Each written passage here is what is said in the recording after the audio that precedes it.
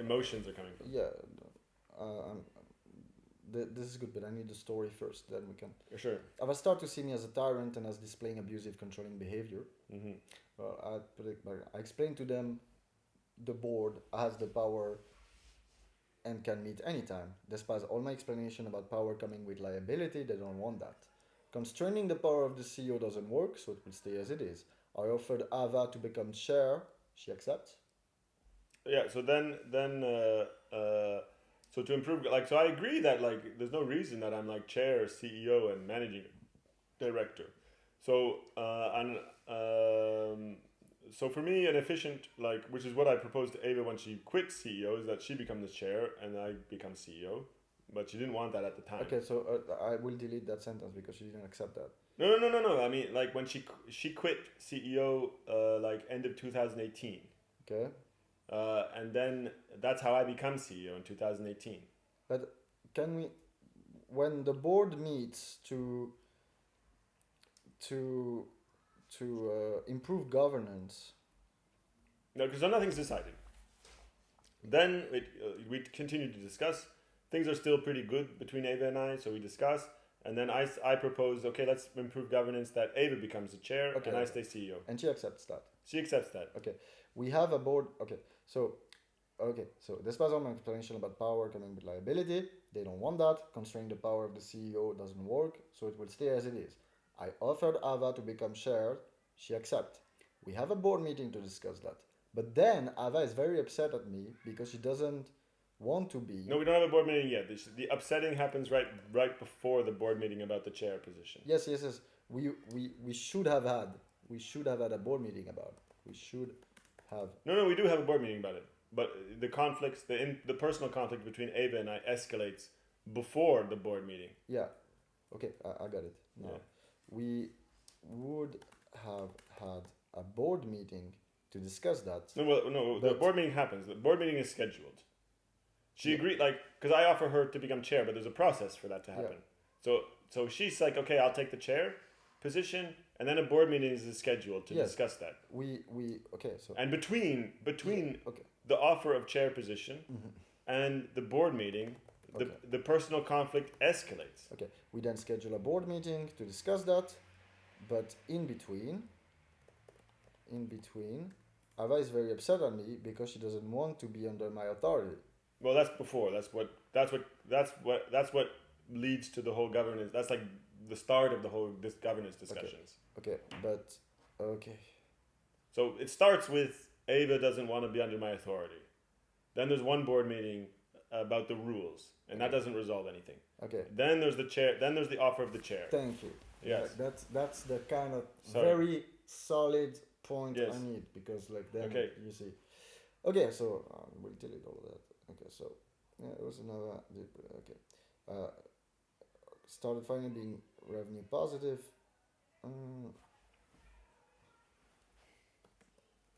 Ava doesn't want to be under my authority. Their first idea to improve governance to create a rule book for me as CEO to follow. Hussein Ava did produced it. This doesn't look very efficient to me and also legally dangerous to me, so I refuse it if it is on my side. They really want to improve governance, so I explained to them that the board has the power and can meet any time. Despite all my explanation about power coming with liability, they don't want that. Constraining the power of the CEO doesn't work, so it will stay as it is. I offered Ava to become chair. She accepts. Yeah. So she accepts. We then schedule a board meeting to discuss that. Yes. But in between, Ava starts to see me as a tyrant and as displaying abusive, controlling behavior.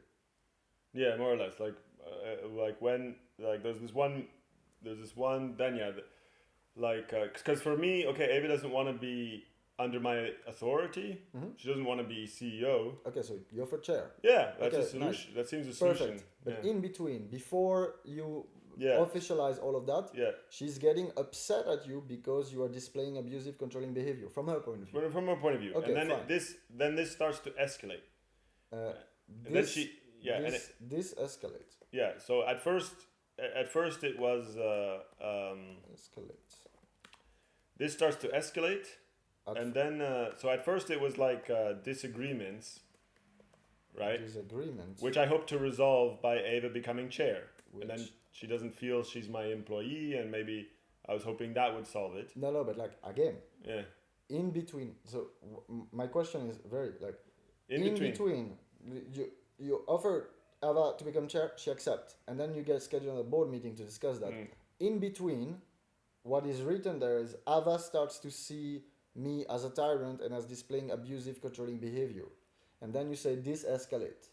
Yeah, well, in the like the controlling, abusive behavior, whatever, you can put before the chair. Like that's what leads me to offer her the chair to solve her accusations that I'm like controlling or whatever. Okay, so my offer of the chair is to resolve her accusations of controlling. Like, how am I controlling if I'm willing to put you, like the chair is in some way kind of like higher than the CEO, right? So like, how can I be controlling and whatever toxic, whatever, if I'm willing for Ava to be above me in the hierarchy, right? it would Kind of goes chair, CEO, board members. Okay. I offered Ava to become chair, and it would resolve Ava seeing me as a tyrant and as displaying abusive, controlling behavior. Yes. She accepts. Mm-hmm. We then schedule a board meeting to discuss that. But Yes. in between, then it escalates. Ava's refusal of my authority or whatever escalates beyond what I'm willing to accept. So like there's this like literally Ava 2 days before this board meeting. is refusing my authority. Yeah, 2 or 3 days before this board meeting, Ava mentions this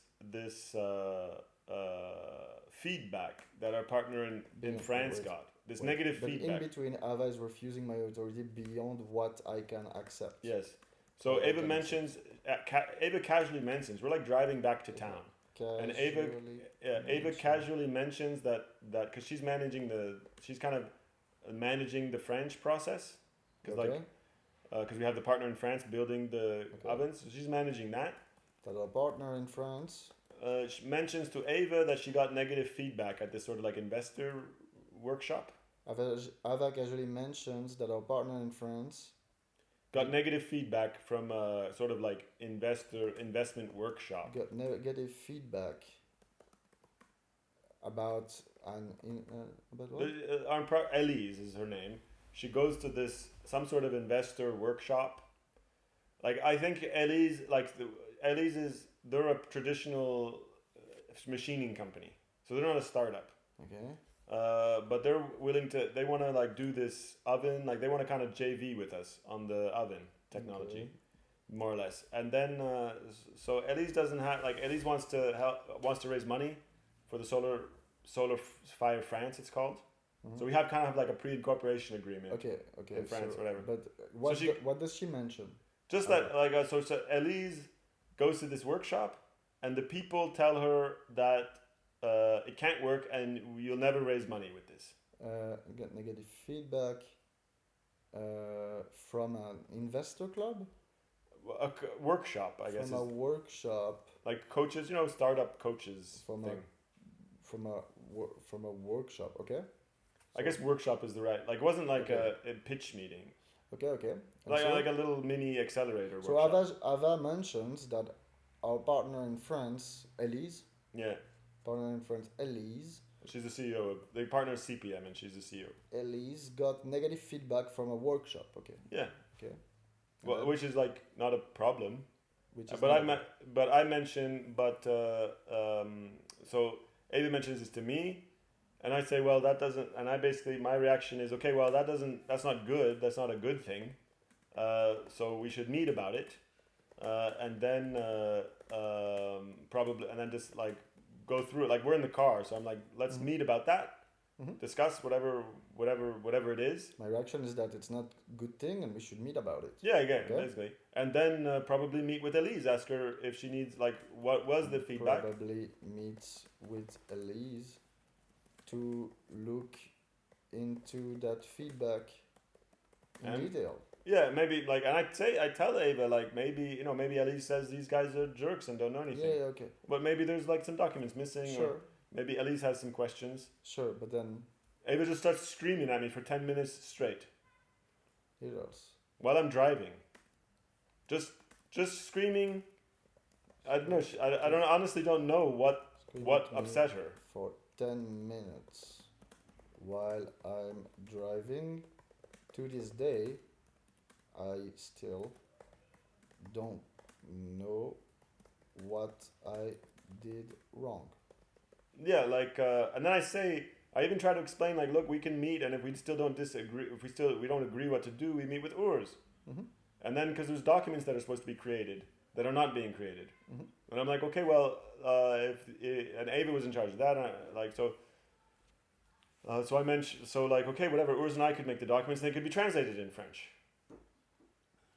So I don't know, so like, there's no, what did she scream? She starts screaming that I'm like crazy, and I don't know anything about business, and like, Okay. and this somehow triggers her. I'm a controlling, abusive tyrant, a CEO asking for a meeting. Mm-hmm. Like she starts to get into this. She just refuses that I have any authority at all as CEO. Mm-hmm. But like obviously that can't work that way, right? Obviously the CEO does have some sort of authority. Well, let's look into Abalance. not much. If you look into Abalance and you look at how's your CEO respected, I'm not respected. I don't care. Well, I say I'm like chief officer, chief executive, chief of something. First of all, this title doesn't mean any shit. The problem with CEO is like COO, CTO, CFO. It's in their title what they're doing. Yeah. CEO. Sure. This is just like. But like I'm willing to be really flexible with Ava. Sure, okay. But like if I can't schedule a meeting, yeah. Like this is now how we're gonna work for together if we can't even meet. Yeah, sure. Like if even meeting about an issue is somehow controlling toxic behavior, because what happens is Ava and Urs start to like run their things hiding, like they know I disagree with like they start to not know I disagree with some things they do, and they just so instead of discussing it and voting on a board level. This is what I like. This is my solution for any disagreement. We're all board members. Let's have a board meeting and vote on it. Yeah, sure. Right? And I tell them like, okay, you want to cancel the solar sauna? Whatever. Let's have a board meeting. You want to be able to contradict? Like I say, like I tell Ava, okay, you want to be able to contradict me anytime, anywhere. Like, because she says this is the sign of like a strong organization that we like debate. And I'm like, I just don't agree with that, but we can have a board meeting and vote for that policy. And then, okay, then I think it'll be disastrous, but whatever. Board members vote to have we contradict each other whenever, in any context. Sure. But in front of whoever, whatever. If board members vote for that policy, okay, then I'll deal with it. Mm-hmm, yeah. But insofar as I'm CEO and we don't have that policy, then I can kind of decide that day-to-day business is not going to be based on contradicting the CEO in any context. Sure. Right? So, but the problem is Ava and Urs know they're going to lose all these votes. So these first, like, cause they can't replace me without creating a problem. Like, why? Like, from David's and Lauren's perspective, things are going well. Yeah, sure. Right? And then there's the solar sauna and So okay. Yeah. Ava and Urs want to cancel the solar sauna, and so then we have this. So I offer Ava. To like, so then we have this screaming thing, and I tell Ava that's not acceptable. I do not accept the working, like the board owes me working conditions too. I do not accept the working condition where board members can just scream at me for 10 minutes straight. So I offer Ava I'm like, look, like obviously we can resolve it. Let's meet and resolve the issue, and like I want some sort of a process agreed to. Like if Ava disagrees with my decisions or whatever, she can't just scream at me. We have a meeting like with Urs or with Lauren. Or maybe we do mediation. So that maybe we work out the fundamental issues. Yeah. Right? Or maybe we organize the company that we don't interact. Because I don't want my ex-wife screaming at me in my place of work when I'm trying to work. And I'm just trying to work to make money to be with my kids more. So I don't want my ex-wife screaming at me, preventing me from doing my job, preventing me from getting money so that I can be with my kids more. Okay, yeah, what? Yeah, so this is not acceptable to me. I offer Ava to meet before the board meeting. She says no, we don't have to meet about it. We'll talk about it in the board meeting or whatever. So I'm like, so now she makes it a board issue. So then we have the board meeting about the chair, and I bring up this. I'm like, we can't not have a company where the chair and the CEO, where the chair screams at the CEO. I'm not going to be CEO of a board under a board where the chair can scream at me whenever she wants for as long as she wants, and so and we cannot have a board where the CEO and chair don't get along and discuss business in a reasonable way, right? And what I'm hoping is that Urs and Lauren just take this seriously and be like, okay, yeah, we got to work this out. And like, so if we had agreed on a process where, okay, yeah, Eric, like the board agreed that I deserve not to be screamed at, and okay, we're gonna have, like, if Ava has a problem, there'll be a new meeting about it. Like she can't just scream at Eric, but she can make a meeting with Urs or Lauren, and chaperone or whatever, or a board meeting. But like, problem solved. Or then like, yeah, let's do some mediation. Like the company could have easily paid for mediation between Ava and I, right? Which would be good, from my point of view. And then it's weird because David's not in this meeting. David's supposed to be in this meeting. I'm like, where's David? From what I understand, it turns out like Ava knew David would, like, because the last meeting didn't go well because David just said, yeah, obviously you can't have some sort of rule book for the CEO that's impossible to follow, right? So she then just doesn't give David the meeting link. So it's not clear why David's not in this board meeting. And then I'm waiting for David, and then we start discussing or whatever. And then I bring up this issue, and this is then where the crisis really begins, because then instead of like talking about this issue, like we don't talk about the original Elise thing. So this is irrelevant. They're not important, right? Whatever the Elise thing was about. Which it seems legitimate business still. Like, I don't have any explanation for what this feedback was or what Elise is thinking about it. Like, because I don't want Elise to lose confidence in us. So if there were questions that she thought were good questions that we haven't answered, we should go answer those questions, right? So anyways, the Elise, whatever the Elise thing was, is not relevant. The screaming, also not relevant. So Ava and Urs instead of resolving things with me about it, what happened was Ava went to Urs and Lauren saying that I have to be opposed. That I'm a tyrant, and she's told me this. She told me she went to Urs and Lauren saying that I have to be opposed, and that I'm a tyrant. Ava then convinced Urs and Lauren. Yeah, that I'm a tyrant, that I have to be opposed. Urs and Lauren. Whatever. I'm a tyrant. That I'm a tyrant. A toxic controller. And a toxic control freak. Yes. And I shall be opposed. Yes. So before this meeting about the chair originally. Then yeah. So then in the meeting about the chair. So I don't know this. Yeah. Okay. So I don't know that Ava's then secretly convinced. Yeah. So I don't know this. She tells me later. Okay. So this is then like sudden, like, so then instead of like, so I bring up these issues at a board meeting as the CEO, chair, and managing director. I expect them to be discussed. Yeah. Right. So there's this issue with Ava and I. Like, I don't know, and it's like management 101, right? Interpersonal issues come up, and management solves them. So I'm going to this meeting hoping Urs and Lauren are going to help resolve differences between Ava and I. So we arrive at that meeting. I present that we should have some kind of solution for me not being screamed at. That's like basic legitimate. Screamed at. Yeah. And also discuss.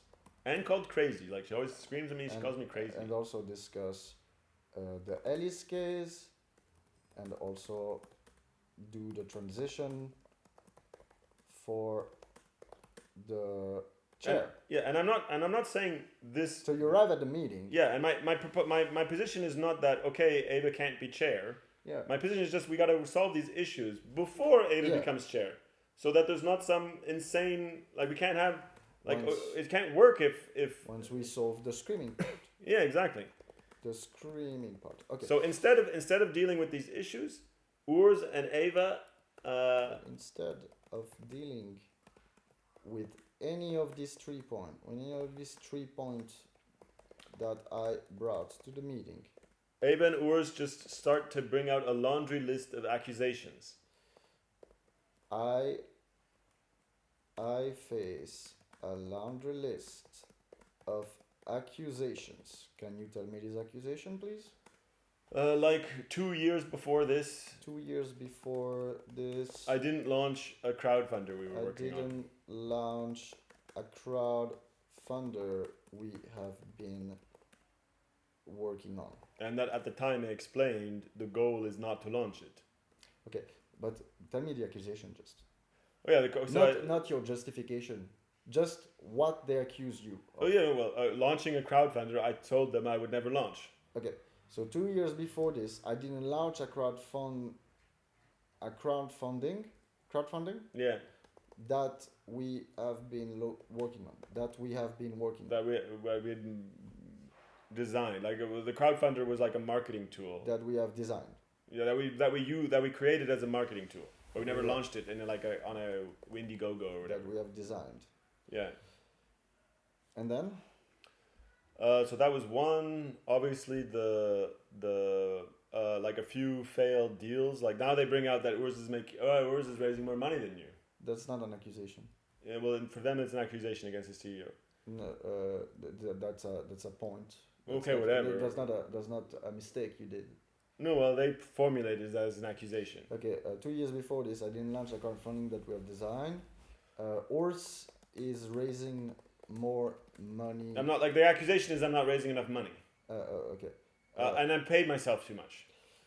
I pay myself too much for the too little money I'm raising. Yeah, exactly. Like I'm not earning my keep. I'm raising. Okay. Those were kind of the big ones. And then. It's not a laundry list for now. It's 2.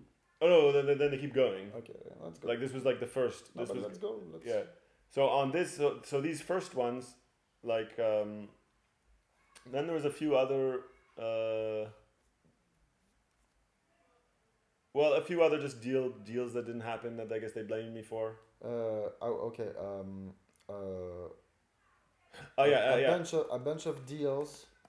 A bunch of deals that didn't come true. Yeah, and then the big one at this time was they accused me of not being positive enough. Not being positive enough. Yeah. We're talking about your attitude. Yes. My attitude. Okay. And that's 4 accusations. Yeah. Well, this is so already with these 4. Mm-hmm. I'm like, okay, well, for the business decisions, like obviously I had my reasons at the time, mm-hmm. right? It can be interesting to go through them. Mm-hmm. Like it's interesting, like it's good to learn from the past, mm-hmm. and it would be interesting to go through those decisions and like the board kind of vote in retrospect if it was good or not, and then we kind of like know what the board position is in. Like mm-hmm. for me, I'm like, well, those are interesting criticism.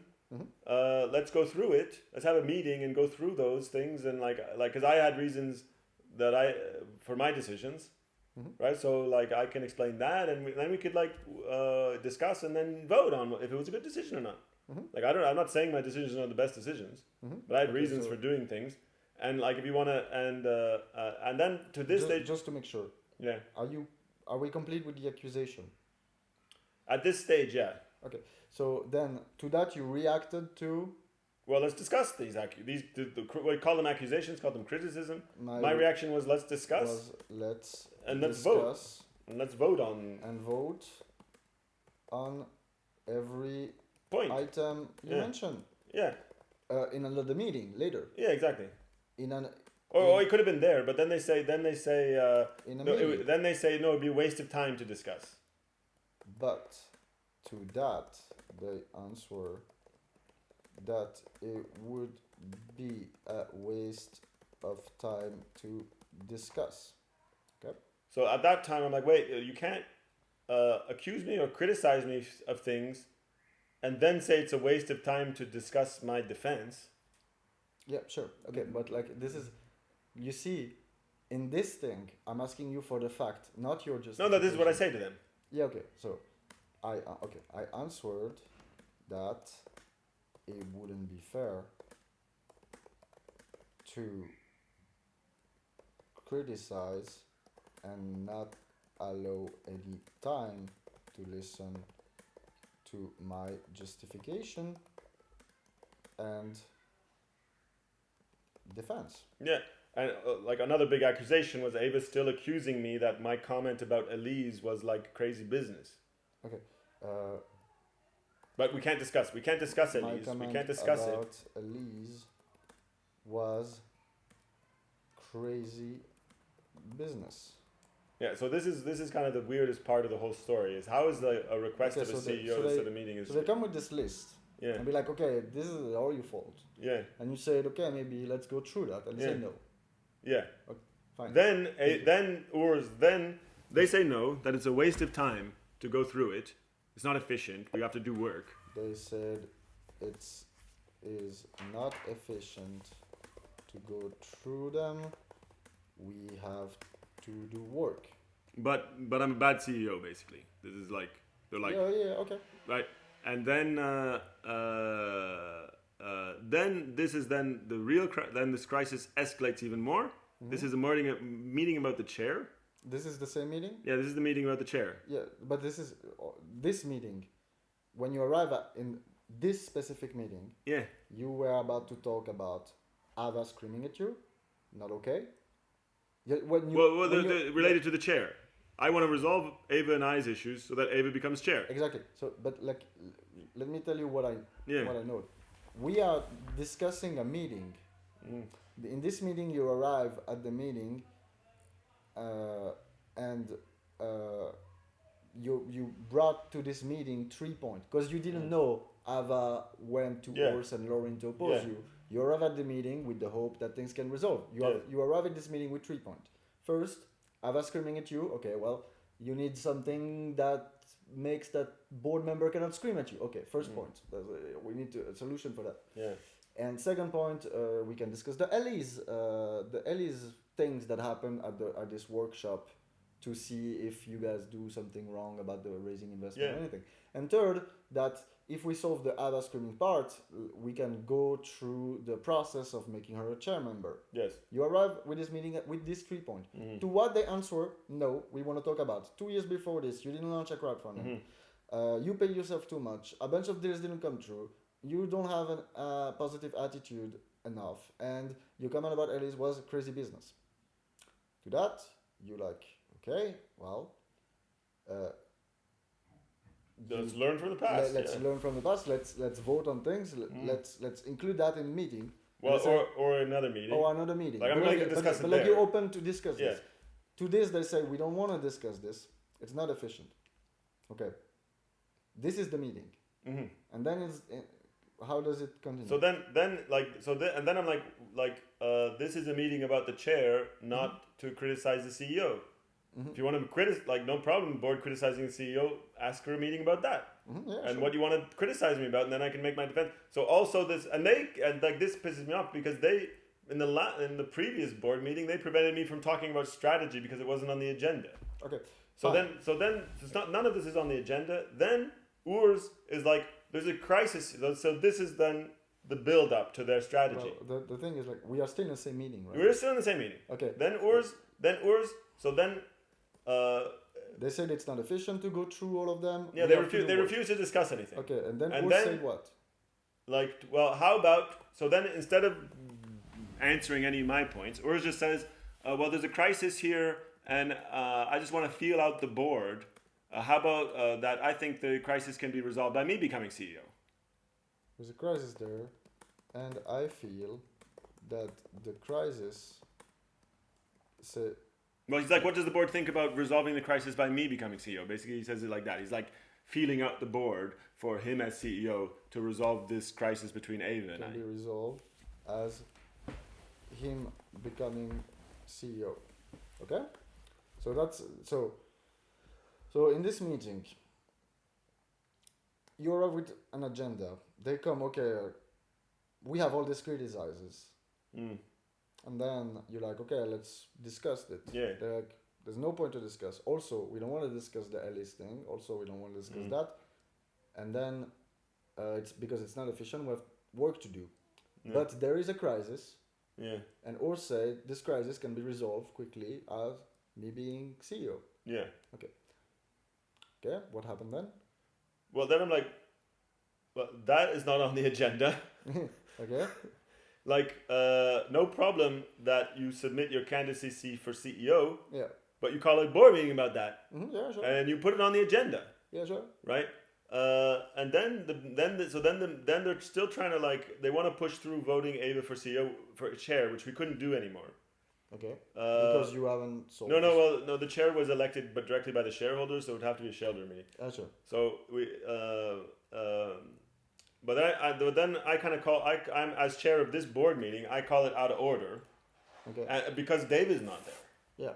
Right? So these are serious like changing the chair. As David is not there. Yeah, and the law is that board members have a right to participating in decision making. Yeah. David is supposed to be there. I don't know why he isn't there. Okay, David is not there, I say we shouldn't vote because like you're talking about what Urs claim.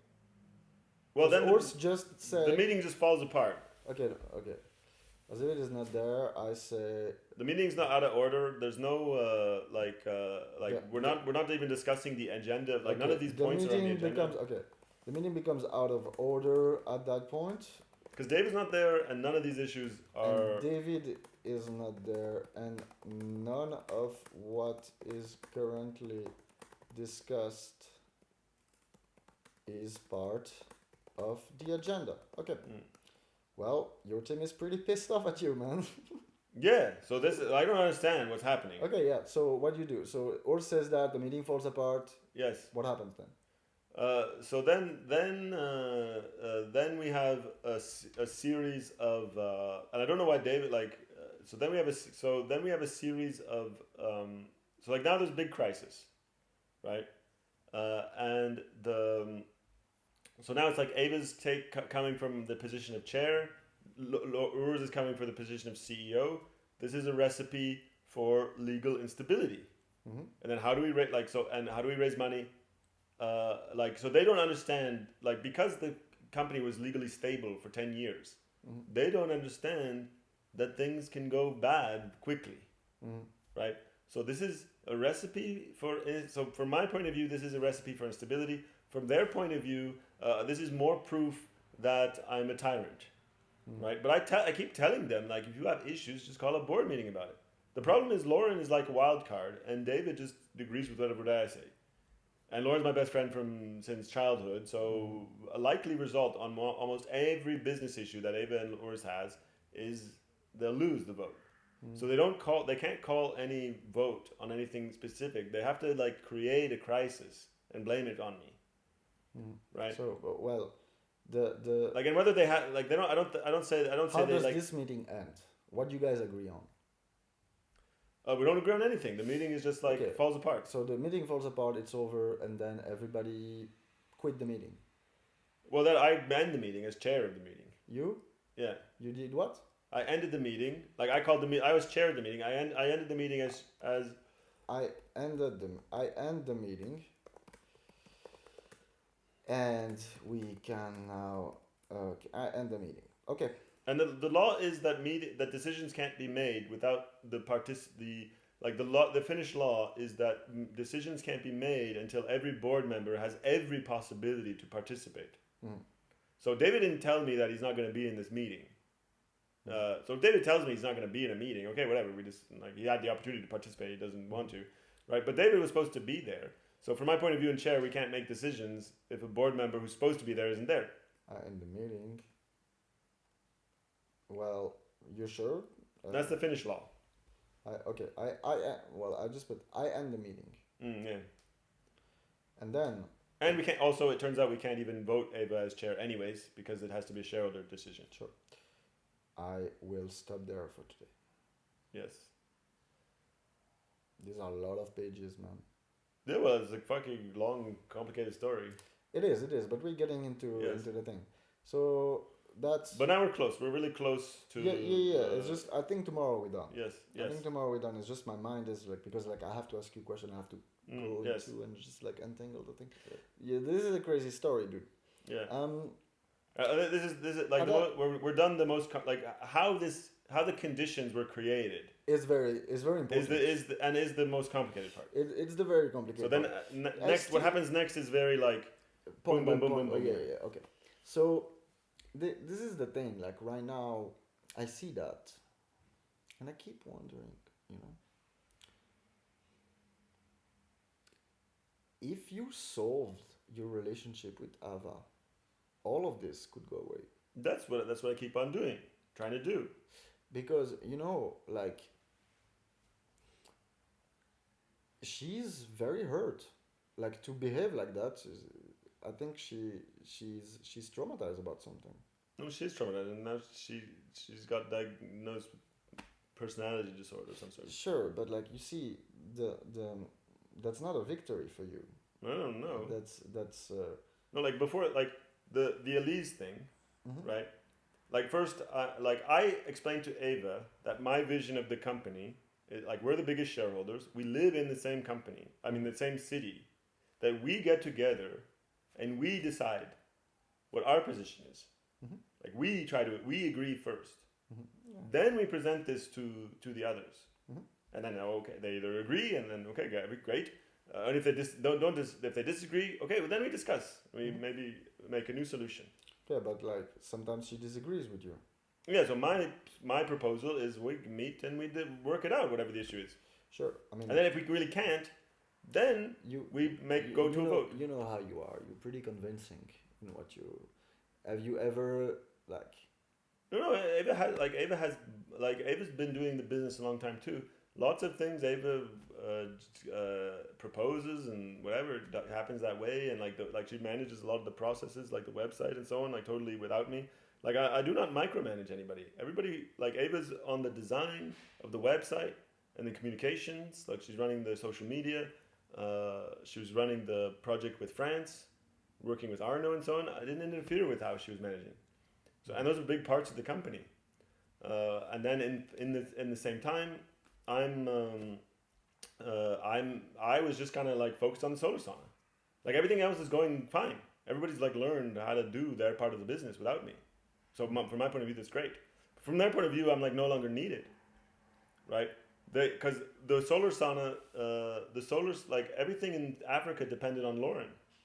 Like so, if he gets sick or like not only does everything kind of stop if he gets sick or dies or kidnapped, but also it limits the expansion, right? You can't Lauren has skills that are not easily findable, right? He's been doing these. He builds, he does the training, he does the project management, he does the negotiation, and so on. So we can't. There's a limit to how many projects we can take. Mm-hmm. So we've gotten to revenue positive. Mm-hmm. But from my point of view, it's not. It's a miracle, more or less, and it all depends on Lauren. Mm-hmm. And if he gets sick or kidnapped or killed or whatever, or just burns out and quits, or everything stops in Africa. Mm-hmm. He's the only person who knows everybody in Africa, like all our suppliers and everything. Yeah. And then he's the only person who even knows how to do these complex, like like the projects are super complex. Yeah. So he's the only person who knows what to do. And so this is a big risk, and it also means our growth is limited, because until we have copies of Lauren, we can't just take, whatever contract comes, right? So we can only do a very limited amount of contracts. So the profit is very limited. The growth is very limited until we have like a team of trainers, right? To like go high growth in this NGO servicing, right? And these complex training programs, right? It's not like a product that you make and you ship. So our growth is really limited in that. And that's what the whole point of the solar sauna was. And we don't get any press. No one cares. So I'm like, so the whole point of the solar sauna is it solves the press problem. Because I'm like, no, it would get press in Europe. Fucking sauna. Right? And it diversifies our income away from Africa and these NGOs and super complex problems. Because like just delivering a sauna to a hotel, it's not a complex project. You build it, you install it, and then they got their solar sauna, right? So I'm like, if we can get revenue in Europe, then that's a huge diversification of risk. It gets press, which then translates to our core sales anyways, right? and it's easily can be grown easily because like you can grow growth in European business is easy to grow because there's consultants to do everything that like right. It's really difficult to find somebody who's going to go to Africa and build Sure. right weld and build and stuff Sure. and get malaria and parasites. Sure. Well, it's super. It's very difficult to convince someone to do all of that. Yeah, well, but it's super easy to get someone to go and sell some solar saunas to a hotel. Sure. And there's fabrication, like there's machine shops and fabricators all over the place, right? So once you have the design, you can just subcontract it to whoever in Europe, right? Okay.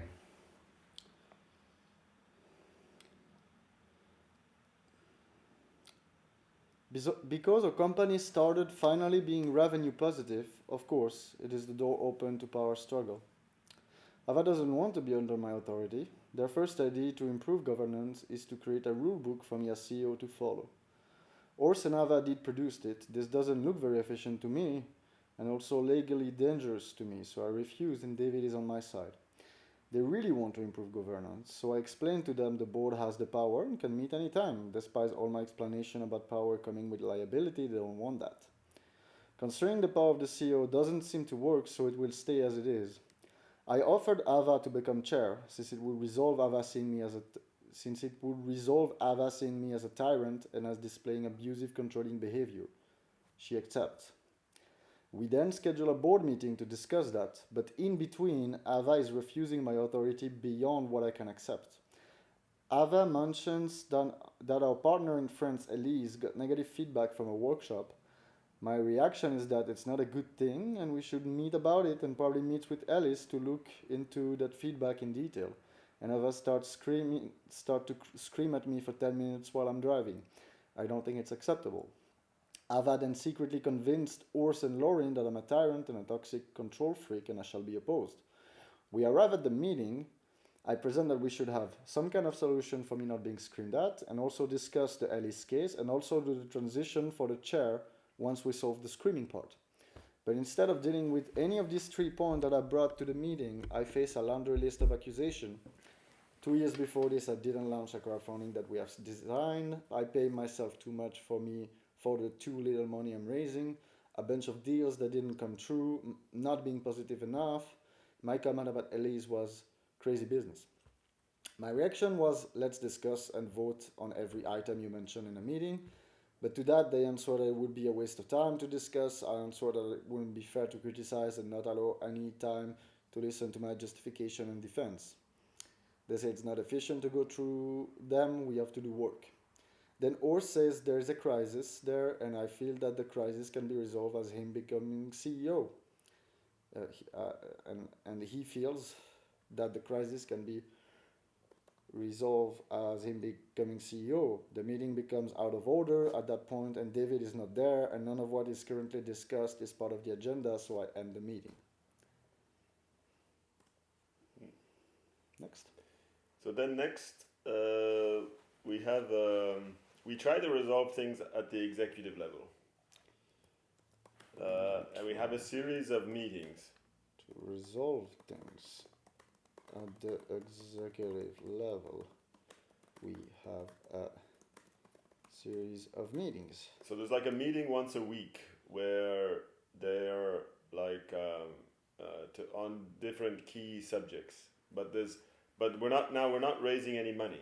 Basically, like we're going towards a cash crisis. I keep telling them we're going towards a cash crisis. I'm focused on the solar sun. I'm trying to get the deal through. Like we're in discussion with Hardovia. We had a meeting with the Hardovia CEO, who more or less greenlit our project. We just had to work out the details with his vice presidents or directors, or whoever we were talking with. And so I'm like focused on this, and then we're gonna build, like we're planning to build a machine in solar sauna in the eco village. So I'm like organizing that. Money's getting tight, so it's very difficult to manage and to bring in more money. And then they create this document. So this after this meeting, then they create this document of like options, their options from their point of view. and then so there's different options. When you say they, can you put names? Urs, Lauren, and Ava. So they create like a table. I guess. Ava, Urs, and who? And Lauren. Ava, Urs, and Lauren. Yeah, David's out of the picture again. I know. Yeah. So then Lauren, Urs, and Ava, they create like a document of like the different scenario, like their different preferences kind of thing. And like, so it could be like Urs is CEO and I'm chair and whatever, like different positions, like different government configurations.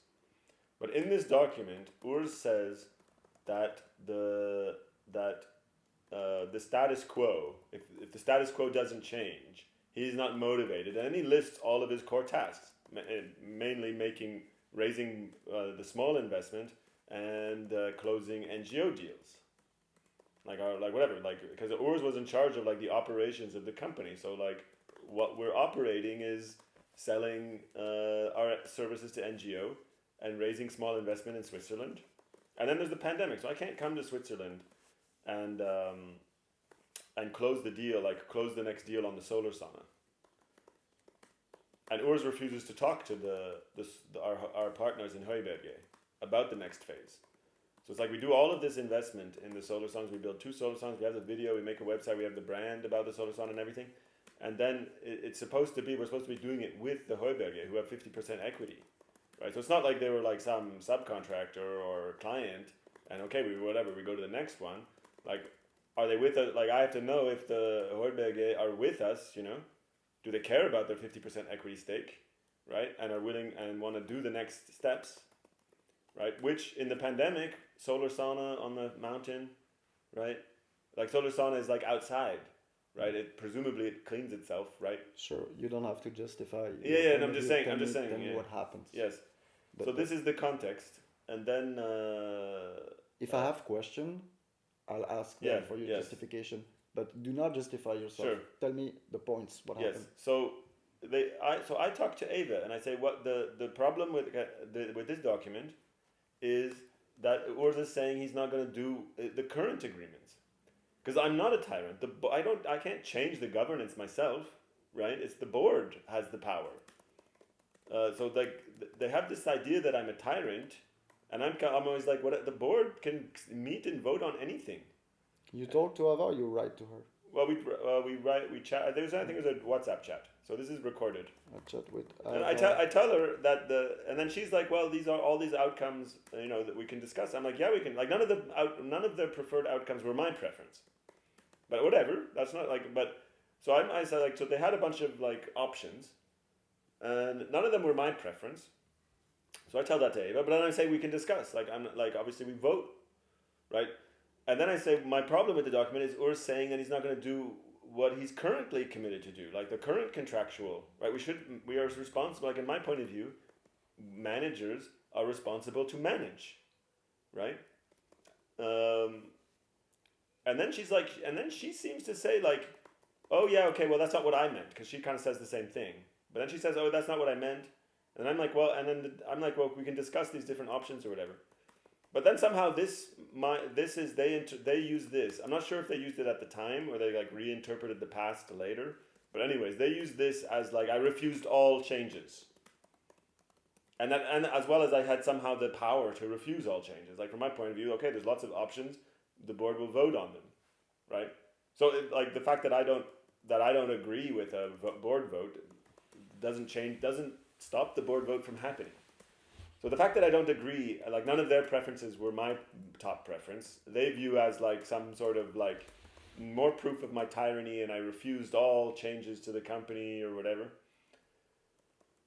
So then we do this series of meetings. So then there's like a series of meetings, and these meetings they resolve some questions, but it's like a huge overhead of energy, because they challenge me. They're like, oh, you don't have a strategy.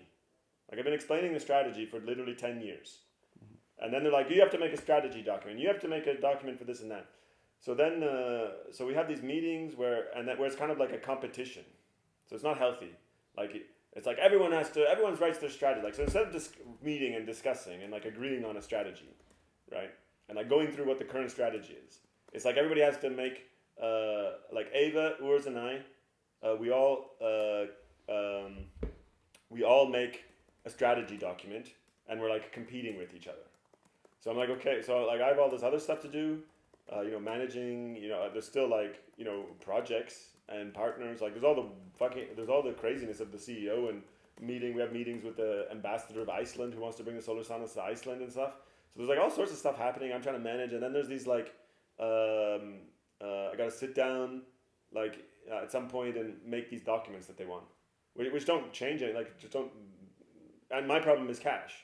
So making some long-term strategy document, it doesn't solve cash problems today. So for me, like, so I'm trying to like play their game basically, and okay, like board members want answers to things, I have no problem. Anyway, so like we have this strategy meeting where I write a strategy document and Eva writes a strategy document and Urs writes a strategy document. What's super annoying is that like Urs just I make my strategy document first, and then Urs just takes what I wrote more or less and like add some details to it. Because I even use words that don't even exist, like whatever. Like I like inventing like new terms for stuff. So I like invent like new kind of terms for different strategic concepts. And Urs reuses this, so obviously he just read my document, and so that was really annoying because but like if you're gonna have a competition, if we're gonna be in competition, you can't just take my work. Sure, but like I mean, you have other thing. Okay, so yeah. So anyways, this is the context. It's kind of like is. I'm just trying to explain that there's this like. I got the context. Yeah. Continue. Then at one point in the meeting, Ava. Then in one meeting, Ava. Then they keep on their accusations. I'm not positive enough. I say like, look, there's going to be negative consequences to this process, and Urs and Ava are just like, no, there's no negative. There can't be negative consequences, which we will get to the negative consequences. But at that point, they're like, no, there can't be negative consequences.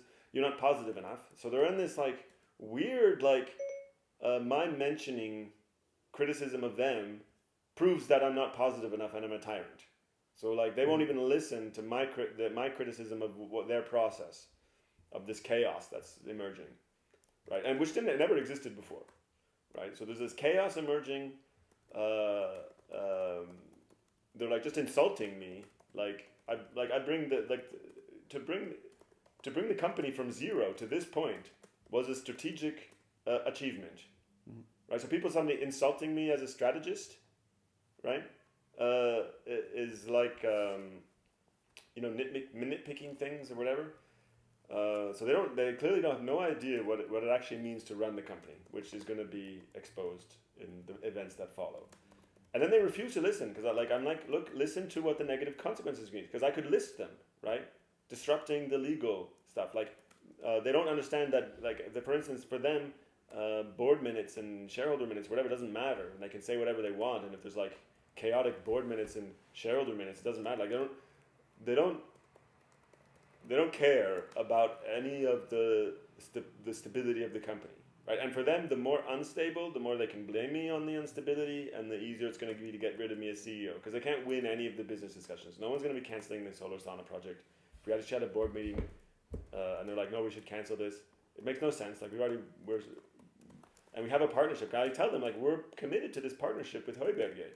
So us just canceling what we're doing is violating the contract. Right, breaching the contract with Heuberger. Like we have these commitments. Like okay, if they don't commit, okay, now we can maybe take their equity or whatever. If they don't do their part, that's one thing. But we should before accusing them of not doing their part or whatever, we should go and ask them to do their part because they're responsible for efficient financing. So, anyways, Ava's trying to cancel the thing. Like it's all just everything's just kind of falling apart now. Okay. And then Ava escalates to I'm harassing her. And like for me, this is a pretty big escalation, right? Accusing me of a crime in an executive meeting. So I call for an investigation, either exoneration or if I have been harassing Ava, I'll resign. Right? So it's always like escalate, never resolve anything, escalate to more and more accusations, which is going to get even crazier. But this is the first criminal accusation.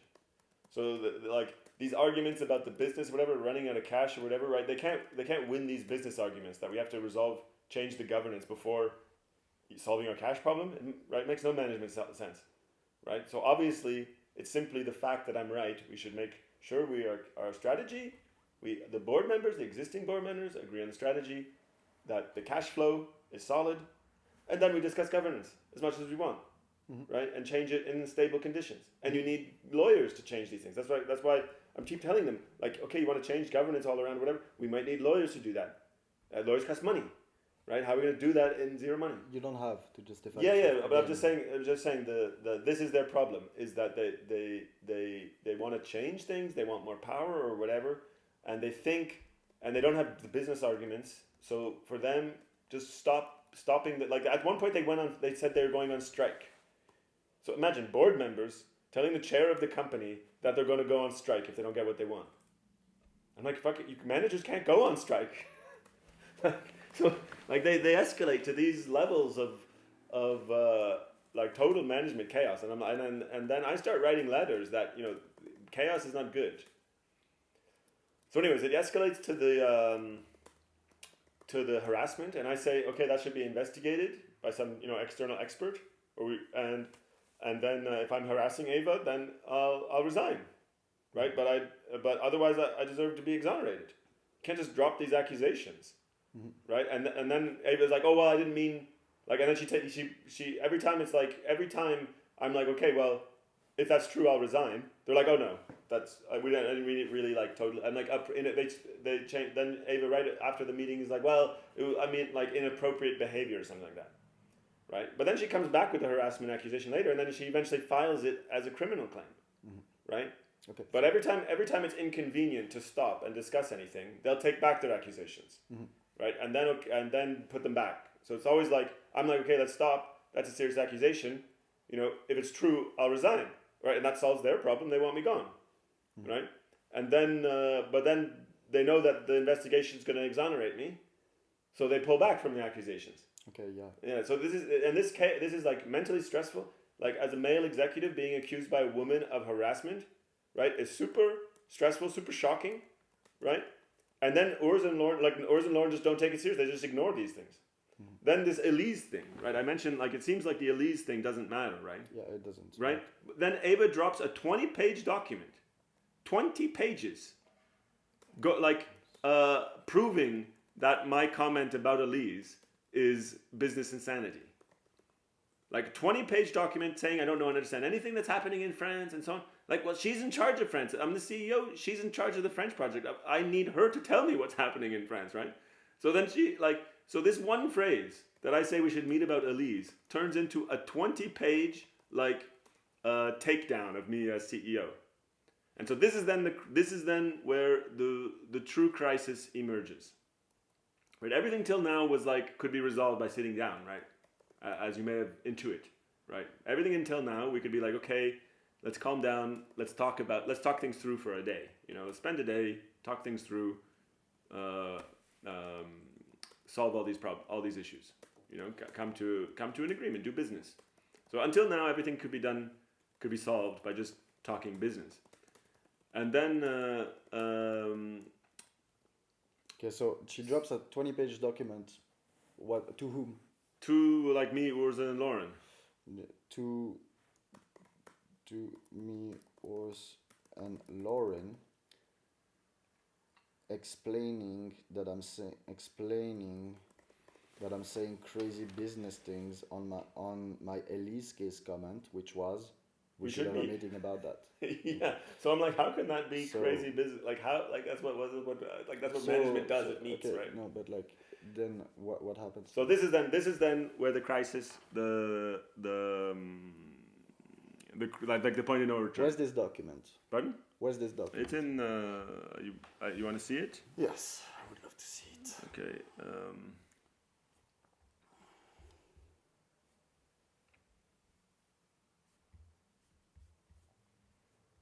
Maybe in my Gmail. Is it what, French or English? I think it's in English because Lauren and Urs don't speak French. Okay.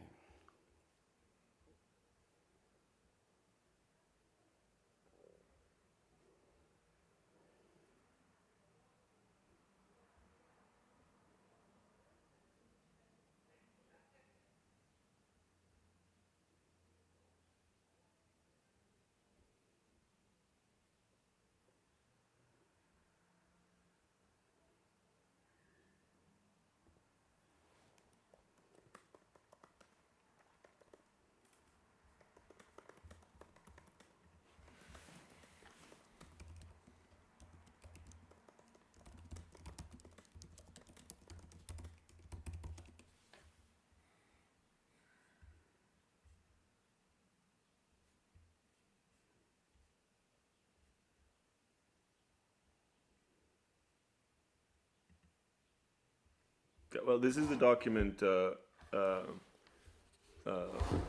Right. That. This is the previous document I mentioned. Just as it might be. No, but So yeah. No, I'll get it, but it'll take because they blocked me. The Gmail. Ava made a Gmail doc, which is associated with the email that they blocked me out of. So it's this 20-page document, we don't have it. no, we have it. It's just in my. It'll be in my attachments of, or on. It's on my other computer. It's also in my attachments or whatever. But just this is the they make this thing where it's like best outcome, more acceptable outcome, not acceptable, right? And Lauren, Urs, and Ava, and like so all of this, I tell Ava I'm willing to discuss. Like all of this is fine, good ideas. It's possible to do that. Like Ava chair, Urs CEO. Me chair, Urs CEO, Ava COO. Can I see that? Yeah. Best outcome, working board implemented in message. I don't know what is that. Working board. Well, they come up with this. They come up with this idea of a working board that doesn't meet and vote on anything. Okay, Just like that, everybody does what they want. It's kind of like their first idea, I guess.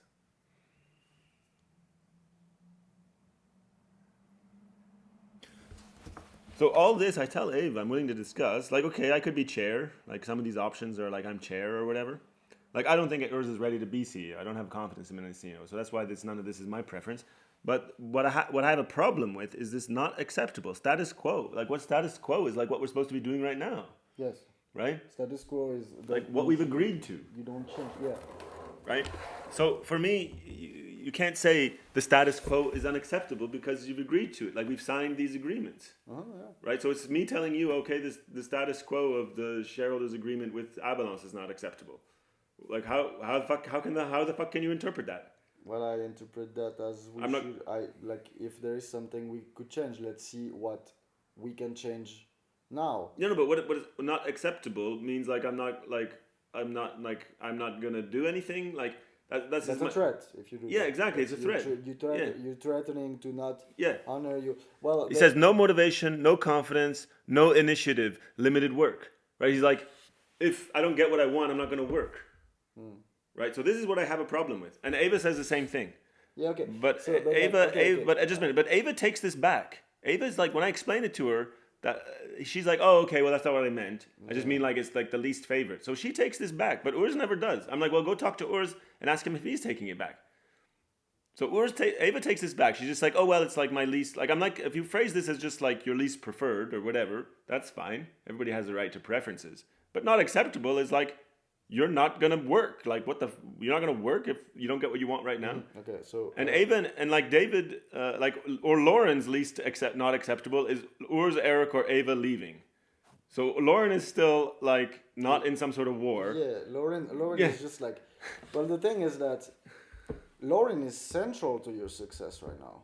He's essential, yeah. So basically, like Ava and Urs, you're telling like the thing is. But this shows well. Okay. Lauren doesn't want chaos. I got it. Yeah, and then Lauren, David, and me have 3 votes. Where's David? David's not in this document. So we should have a meeting. At that point, the crisis. Okay, so drops a 20-page documents to me. Urs and Lauren explaining I'm saying crazy business things on my Ellis case comment, which was we should have a meeting about that. At that point, the crisis is so brutal that what do you do then? Okay, so this is the crazy document. Okay, the 20-page one. Well, I guess it's like almost 20 pages. Okay, so maybe. this is It's what she 18 drops. pages. Okay, 18 pages. Give that to me and then explain it. Shit. Okay, explain me what you do about this document.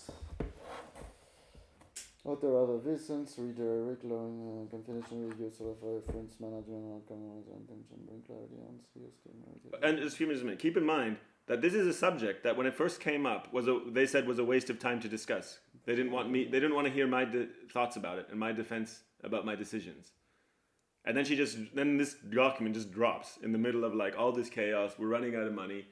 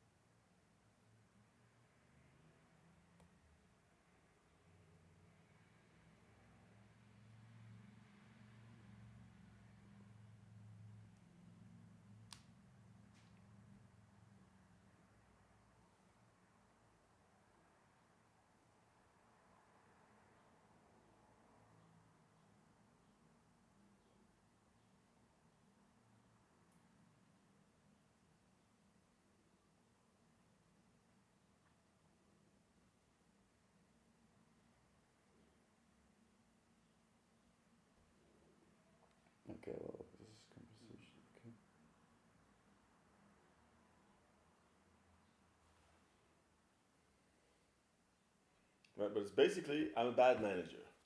Okay, well, maybe you are, and that's cool. Okay, we should. Okay, at that point, okay, so essentially the document clearly um, Yeah, and then like taking WhatsApp conversations at a. I don't even know how where she gets the time to do this, but it's like one-sided view, right? Which she has a right to, right? What causes the crisis? Like, well, first it's just like how is this a productive use of time, and how did request for a meeting? Like, I didn't tell her to do anything different. Like, I told her let's meet, and then okay, yeah. Well, okay. So how does meeting? So there's a document. Look, Yeah. at that moment, she's very upset. Yeah. She drops a document to explain everything, her point of view. Okay. Yes. There's a 20-page document about not what you say exactly. It's about everything she's accusing you of in terms of management. Yeah, but related to the French thing. Yeah, it's related to the Yeah. French thing. Okay, but like, and for a person to take that much time and effort into that, it's a very deep. It's a Yeah, very well, deep as you wound. say, the vision crisis There's the vision crisis. combined with there's a the lot. upset. But like you smarter than this. Yeah, this is not. You know, it's not about this Yeah, first thing. that- It's about yeah. something way bigger. You're Yes, smarter so than this document's not the crisis. Yeah. What causes the crisis is Lauren and Urs immediately apologize to Ava on, like, I guess, the behalf of the company. I haven't said anything in response. So I would not have a problem with, like, Ava's like, well, I want to make a big criticism of the CEO.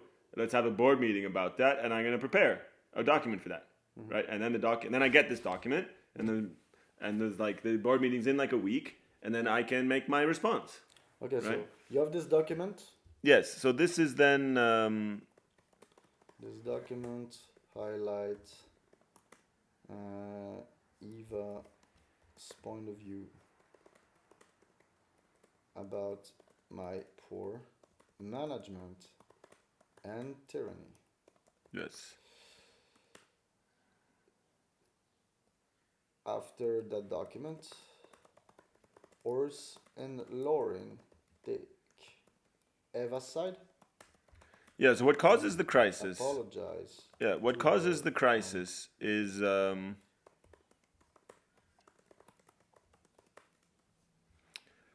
What causes the crisis is then Urs and Lauren just immediately apologize to Ava and say, like, no one should live that and whatever, right? So this is what's not acceptable to me, is accusations against someone who does not have the opportunity to defend themselves, right? The company. Right, and like that's the basic principle of our legal system. Defend myself Yeah. on these accusations. Okay. Yeah, so like whatever she's written, right? Okay, true, false, whatever. My point of view is, well, I have the right to say my part, right? Then people can judge, and that's what I always propose: is that people present their cases. There's disagreement.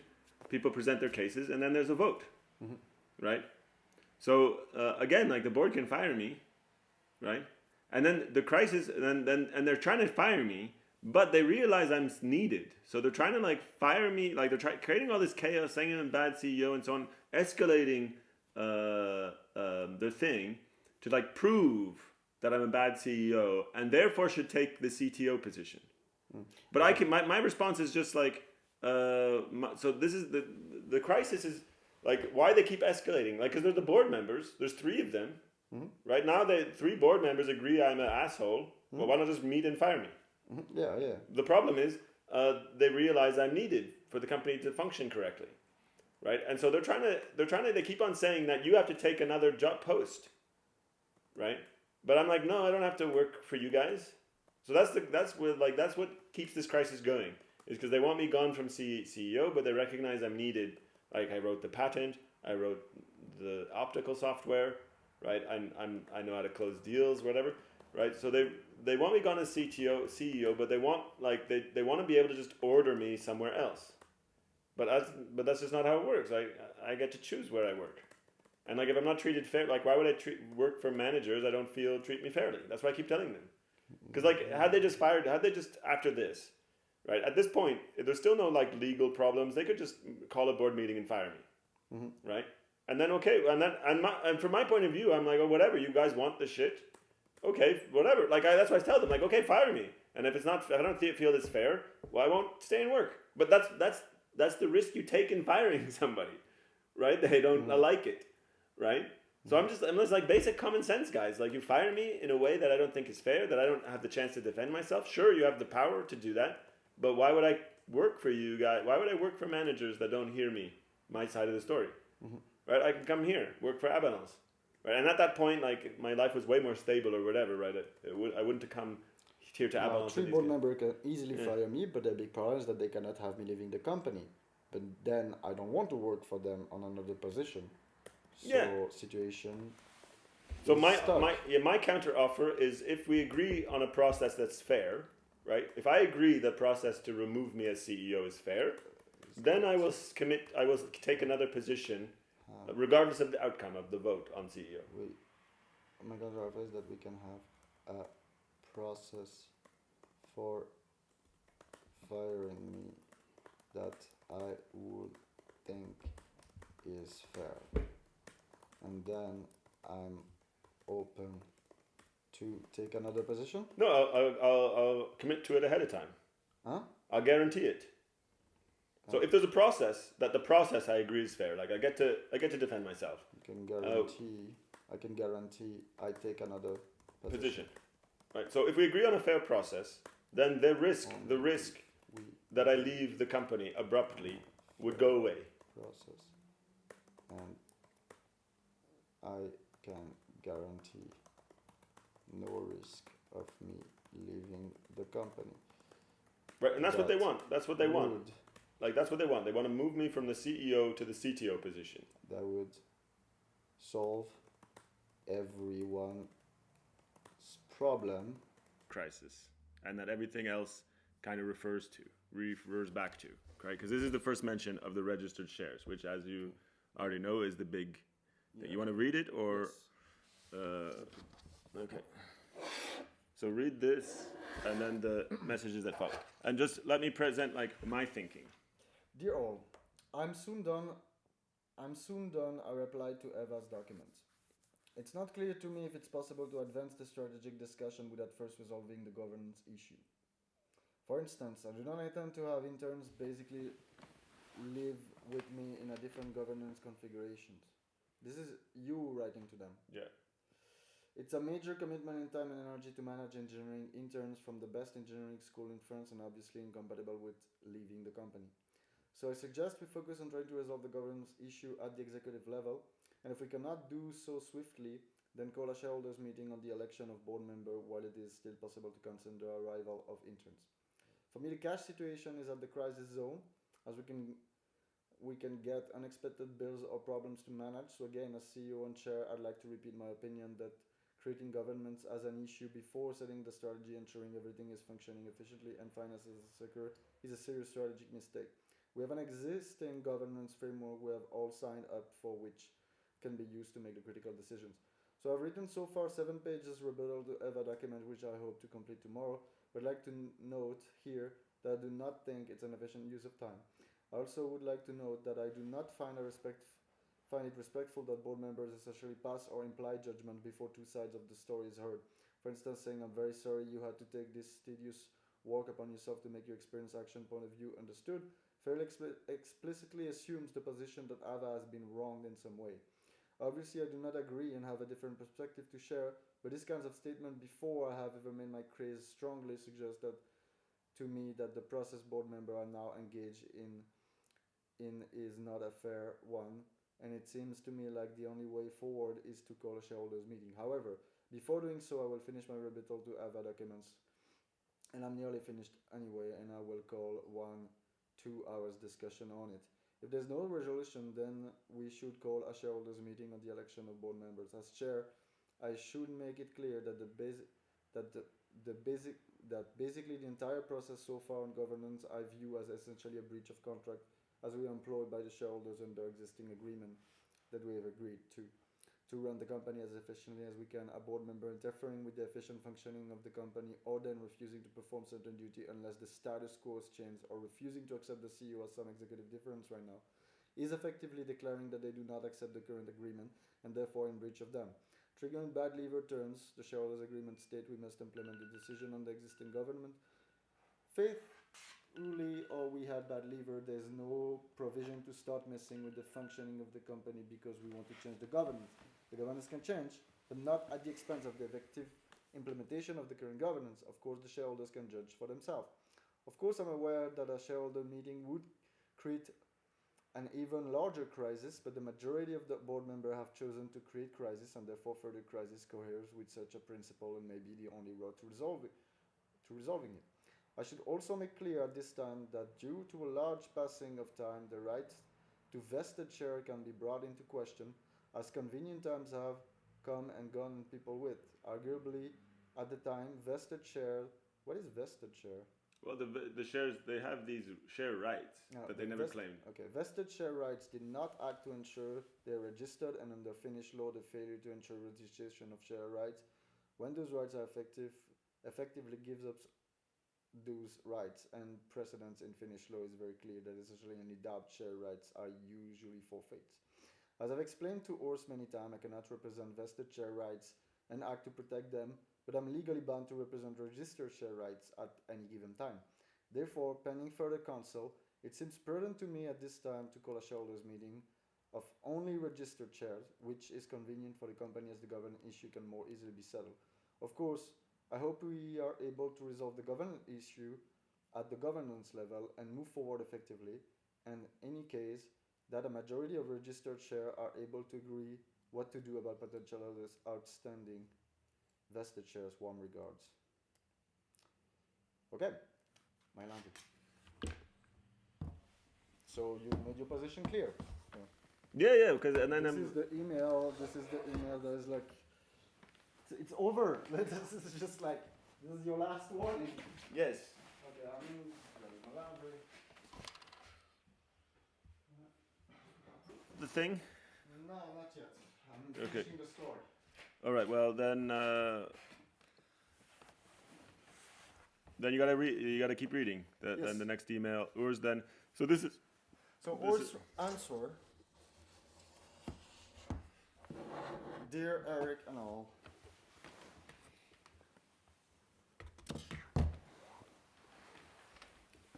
So this is the response to what you just Yes. sent. So this is the key to understanding everything that happens next. The 21 February 21st. And he answered you the next day.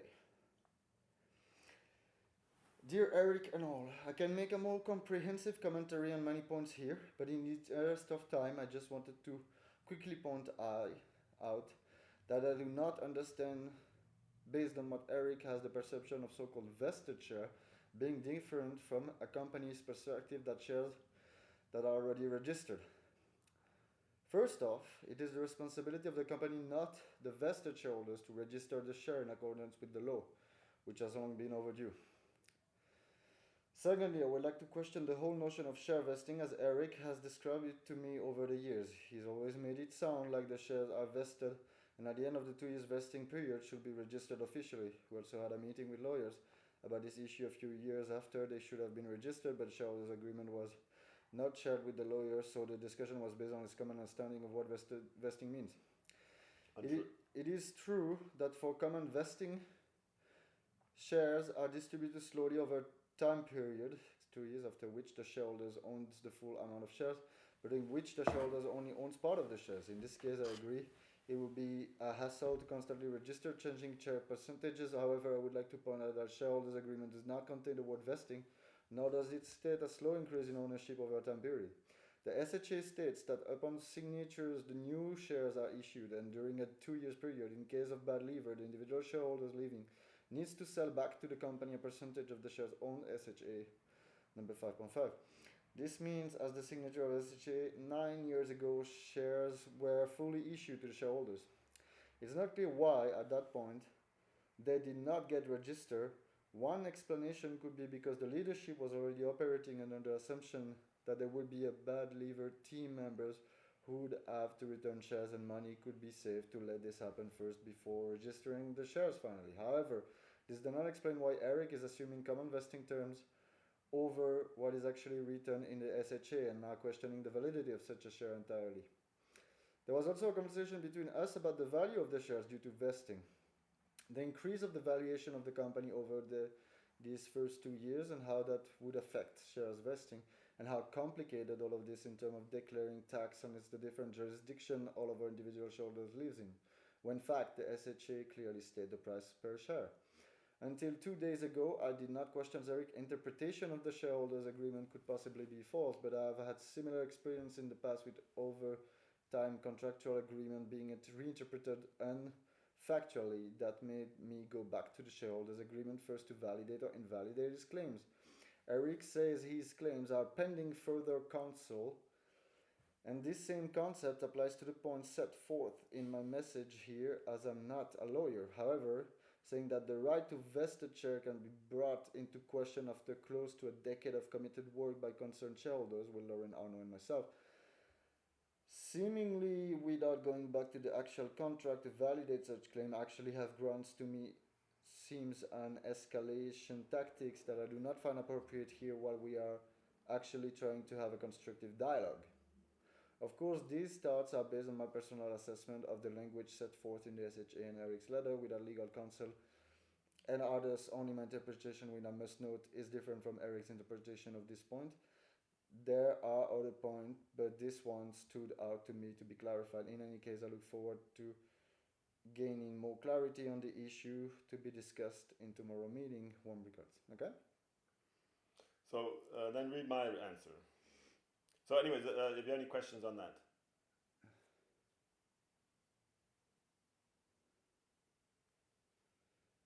No, next answer is Eva. Oh yeah, I think she just said Okay. she doesn't read. Dear Ors, in Finnish law, the onus of responsibility is on the claimant of a share to make sure share rights are registered in a timely manner. As registered share is basically not disputable, whereas a claim to a share obviously can be disputed by definition, even if the claimant legally succeeding must overcome various challenges. The two kinds of titles are not the same, and as chair and CEO, I have a first duty to register shares. Contracts written in words can have a different interpretation, as you point out, and therefore the dispute resolution clause may be required to clarify the situation.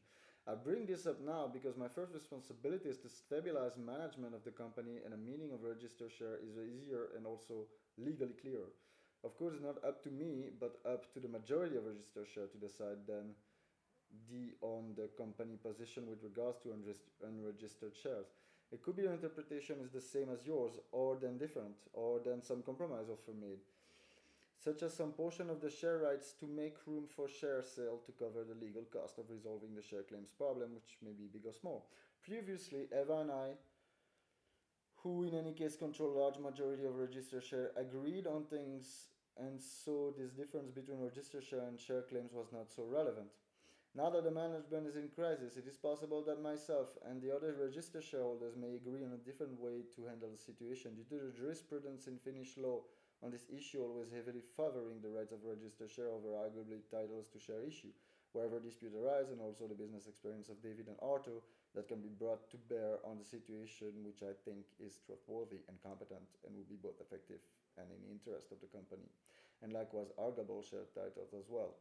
This is to me the lowest risk exit to the current crisis if we are unable to make an agreement in the coming days.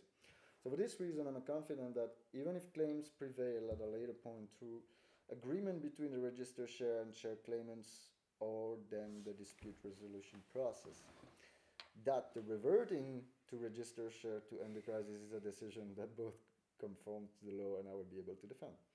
Of course, it is even lower risk to come to an agreement between the current executive and board member and end the crisis of management. So I hope this will occur, but since the crisis persists by ways of the strategy meeting turning into a governance meeting and all sorts of decision pending governance outcome, I view the crisis as depending. We are employed to carry out the business of the company. Rocking the boat to make change to governance is, in my view, a breach of existing contracts. So I'm simply stating here my opposition to this entire process that you and Ava are now lamenting as tiring. Of course it is tiring. What did you expect? Yes, there are a potential benefit for questioning the current governance and being quick to judgment about the current CEO's action before allowing the CEO to defend those actions. But there are obviously risks as well in such an undertaking, extremely high risk, which needs some justification to entertain. Board members should certainly be aware that challenging the CEO and chair's position within the same board meeting, even more so in the case that they are the same person, is potentially very destabilizing. Furthermore, a big deal was made about sticking to the agenda in board meeting, which makes sense, and I agree with, yet advancing you candidacy as CEO was not an agenda post. This is obviously even more destabilizing. Such action should be taken with caution and foresight and have good and unshakable reason for doing something to destabilize and time consuming that the benefit clearly outweigh the risk. If I had really gone insane, sure, but I do not feel I have. I'm doing what I have always done, advance the interest of the company in the same way I have always done it. Try to discern the truth and express it in different ways depending on who I'm taking to. I have not changed habits of philosophy since the board hired me as CEO and named me as chair. When this crisis started, there was no critical performance problem of the company. We all agreed things were going very well. But as we also all know, there's a lot to do to get completely stable and mitigate a lot of real risks, such as field operation basically fully depending on Lauren, which you note is not feeling very well. And so some swift change in governance simply has no business justification. Yes, it is something that can be improved and we should discuss, but letting discussion about governance interfere with our current responsibility to actually govern is incredibly destabilizing and not what we are employed to do. Is there a justification for the crisis? Eva previously mentioned harassment, which she now downgraded to inappropriate as the reason for the crisis and need to swiftly change governance in one way or another. We will debate if it was inappropriate, but it's in any case not a crisis because Eva owns essentially as many shares as me, which make us business partner. There's no employee-employer power difference, legal relationship, and the law basically acknowledge that arguments between business partners is very common and can be very heated. So unless it's a real crime, one cannot sue one's own business partner or company over an argument with a business partner. I have every legal right to speak my mind to Eva in blunt terms. That's what business partners usually do. If discussion turns into disagreement between business partners, the law views that as a pretty normal thing. There are no special laws made for it other than would apply in any other context. A business partner making his case to another business partner over the decision of the business is clearly not a basis for a crisis. Ava doesn't like my feedback, doesn't like my analysis on certain, okay, we can discuss it, we can vote on a strategic decision at the board level, but my feedback analysis itself cannot possibly form in itself the basis for governing a crisis. I clearly have not only a right to express myself, but it is clearly my responsibility to do so. If I saw Ava making what I view as a mistake and said nothing, and then came to the board later when the problem I foresaw occurred and said, well, I saw a mistake being made, but I said nothing because Ava would get mad. I don't think the board would accept that. I certainly wouldn't. And I did not say my feedback was true and did not order Eva to accept my feedback. I asked only that my feedback be listened to. Thought about a meeting set to discuss it. If we can't agree in the meeting, we set another meeting with other executives to discuss it more. And if we still can't agree, then we call a board meeting to vote on interpretation of event company policy decision to be made now. There's a clear path to avoid a crisis of management, which I propose. In other words, there's no possible justifiable reason, in my view, for the governance crisis happening right now. And I think it's important that I make my view very clear on this point, and also I formulate the quickest way possible out of the crisis, which my previous letter represent my plan B if we're unable to agree on a resolution of the crisis in the next day. Management crisis may seem like a good idea to get one's own issues the focus of the discussion, but it really isn't. It consumes a large amount of time, has a very likelihood of people leaving significantly higher than if there is no crisis. That motivates everyone involved and the company is not managed efficiently. Meanwhile, if a board member causes a crisis such as challenging the current CEO, it should really be for an extremely good reason at the best time as available to be chosen, and for sure as hell better be on the agenda. Now it could be said it takes time because I defend my case. Well, obviously I'm going to defend my case. I have every right to taking into account that maybe I have reason for my action, that there are two sides of a story and that it will take a lot of time to get into, doesn't somehow shift the responsibility for the crisis to me. That you were completely oblivious to all of that above point is to me strong indication you are not ready to be CEO. So I very much hope we quickly resolve the crisis and board member learn from this experience why we shouldn't have management crisis in the future, and changes the governance should be done calmly and cautiously and never rushed without some extremely good reason. As a side note, any lawyer contracted for issue relating to the company cannot be asked question relating to personal interest. A different lawyer is needed for that. It's nearly midnight, but I will try to complete my response to Eva's document. I suggest we first deal with that and see if a resolution is possible. On at least that before getting into other aspects of performance, etc. Warm regards. Okay? Donc là, there you go. Like that is then like the core of the legal issues that follow. So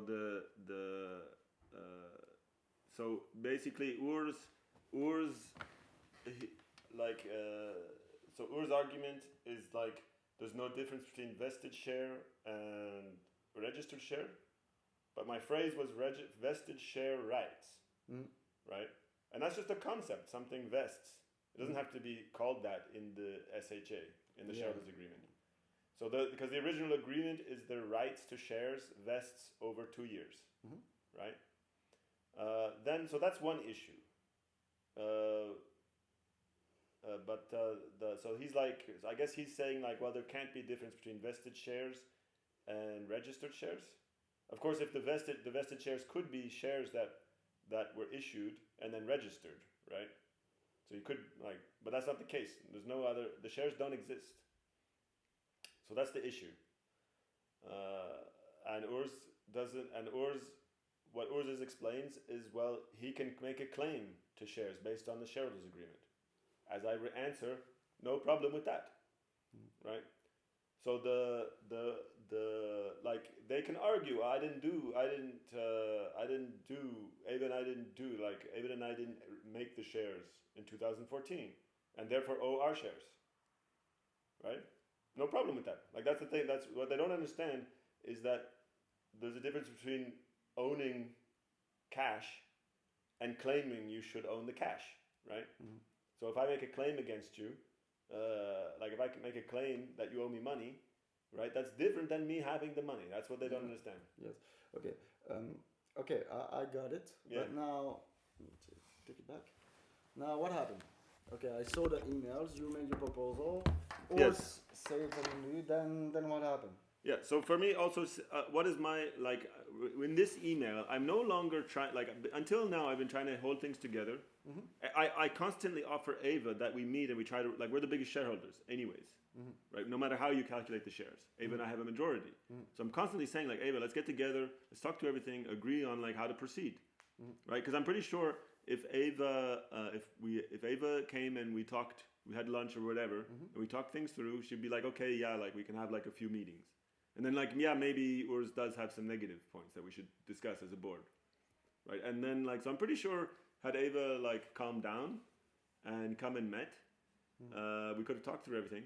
And I send her I got texts where I'm let's before I'm constantly So it's not the I'm not while in doing that. Yeah. While doing that, I'm trying to get in bilateral contact. We live in the same city. With Eva, because surely a discussion with her and us two coming to an agreement would resolve pretty much everything. Yeah, we're the biggest shareholders, so if we say, it's going to be like this, then as we are the biggest shareholders. Okay? So... well, I don't need to see the text, but did you get in contact with her? Yeah, well, I texted her. She just refused to meet. Before the meeting with the shareholder, before the meeting with the chair, that already, set the stage for the crisis. Mm-hmm. Right, I'm let's meet and resolve it. Had we resolved the screaming issue before that chair meeting, then that meeting would just have been about making Ava chair, right? But the reason I brought up the screaming issue at the board level because Ava refused to talk about it, refused to resolve it.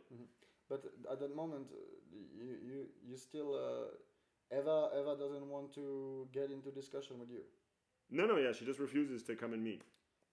Eva refuses to come and meet. Okay, so then.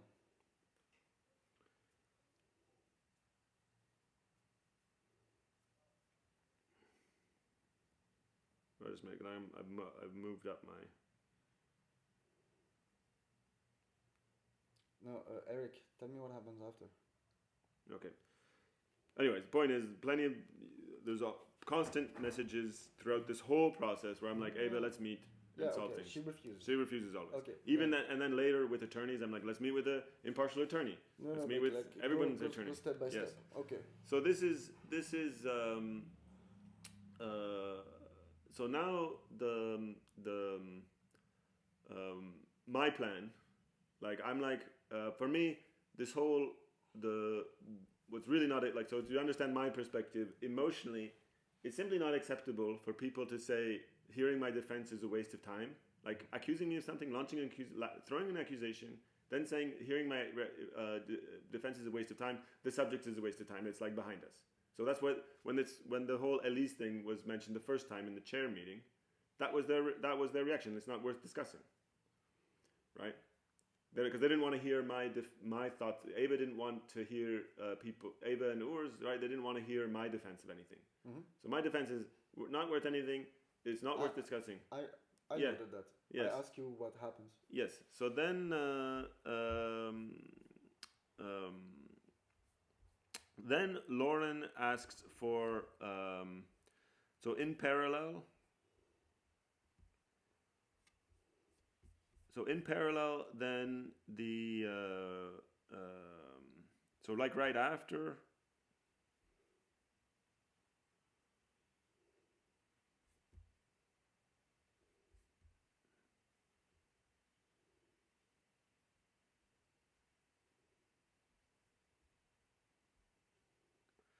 So now there's like, for me, a liability issue, right? Now like the management is damaging the company. We're going towards cash crisis. So like I'm trying to just apply, now I'm falling back to like basics of the law, right? Companies being damaged, so somebody's liable for that damage. And then I'm also trying to like, for me, the fundamental reason for the crisis is that Ava, Urs, and Lauren don't know how the thing works legally. So there's right. Yeah. So I tell them, then we run out of cash. So I write like I'm happy if I'm fired as CEO and they manage the shit, basically at this point, right? I'm like, fucking fire me as CEO, right? So I don't know, I don't care. I'm not trying to as long as Lauren was in the middle, right? Then I'm like, okay, I can make my point, because then there was David, there was Lauren.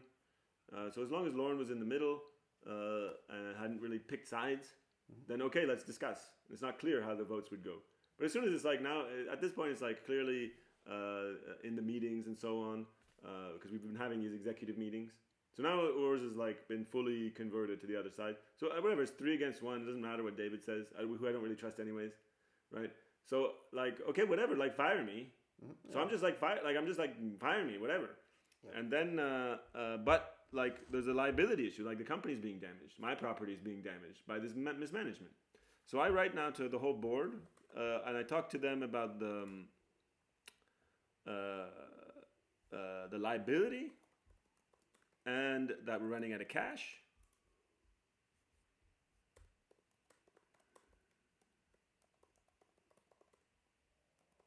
Okay, and then this is then David first. So this is then, so this, like until this David's intervention, for me, like there's nothing like illegal going on, right? Yeah, people are pissed, whatever, and I'm just like, fucking fire me. Yeah. I want out, basically. Okay, but like, so this is then step by step, Eric. It's very hard for me to follow you, although like you really go in a linear way. So then, now I had to find the email. This is the next critical email. So I write to the whole board, including David, about the liability issues. Yeah. At that point, the company is damaged by this mismanagement. I have to write to the board that they're liable for their actions. Because board members are liable for their action So I'm trying, and this, so I'm trying to be in like, front of the shareholders. yeah. So I'm trying to be like, take this shit seriously. It's not like do whatever you want. Okay. So then David intervenes. Hi there. It is quite simple regarding the liability. It's discussing the matter or sending an email to an executive team or individual board members does not change liability. You as CEO shall act according to the plan and budget decided by the board. The CEO is then only liable if it makes other decisions of its own which is not according to the plan, no matter if it is the issue or not to issue payments. You as CEO have to inform the board regarding the current coming cash crisis and preferably present a cash flow budget. The board makes a decision on how to act. I hope this is clear. So basically, now David starts like saying that I'm liable for the crisis. Show me. So this is not. That's exactly what he says? Not really. Pardon? It's not exactly what he says. Hi there. It's quite simple regarding the liability. Discussing the matter or sending an email to an executive team or individual board member does not change liability. You as CEO shall act according to the plan and budget decided by the board. The CEO is then only liable if it makes other decision of its own which is not according to the plan, no matter if it's to issue or not to issue payment. You as CEO have to inform the board regarding a current or coming cash crisis and preferably present a cash flow budget. The board makes a decision of how to act.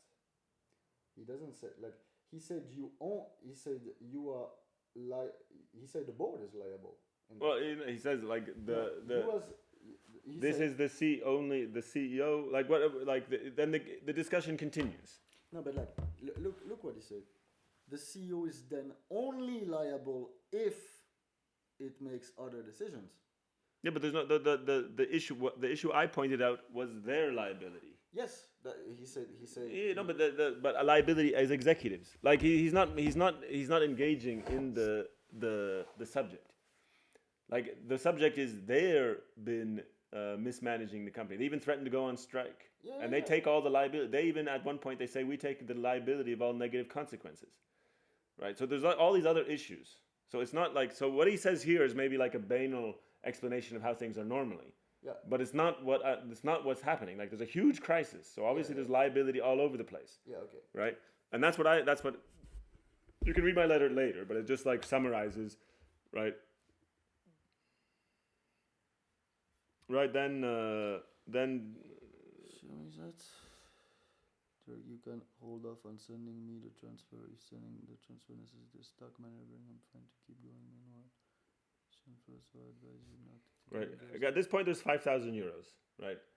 Like the company is in severe crisis, Yeah. and we're still just arguing about this stuff. Like the email I showed, like the Ava's email, right, where the 20-page thing is in the context of we have 5,000 euros and just got 4,500 euro bill from Lauren. Yeah. Right. We don't have any money. Yeah. Right, so I'm like, fire me. It's like for me, I'm like, yeah, whatever. We don't have any money. You create this shit for me, whatever. Fire me. Deal with the shit yourself. But they that's the thing is they refuse and they don't want me to leave either. So it's just like we're not working. Why are you not quitting? Because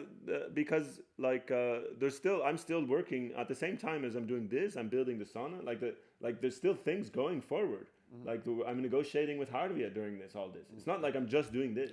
Okay, so I'm also managing the company every day. So at this point, the company is damaged by this mismanagement. I have to write to the board because board members are liable for their action in front of the shareholders. Yeah. Okay? And then what happened? And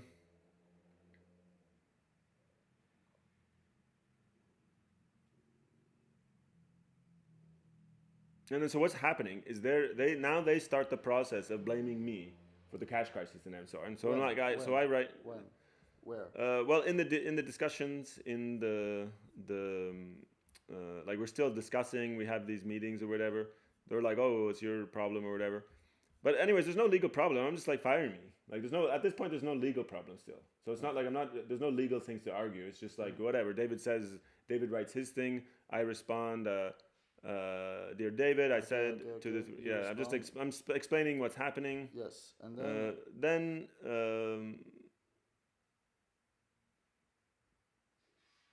then talking about the money, the cash crisis. So I'm explaining to David.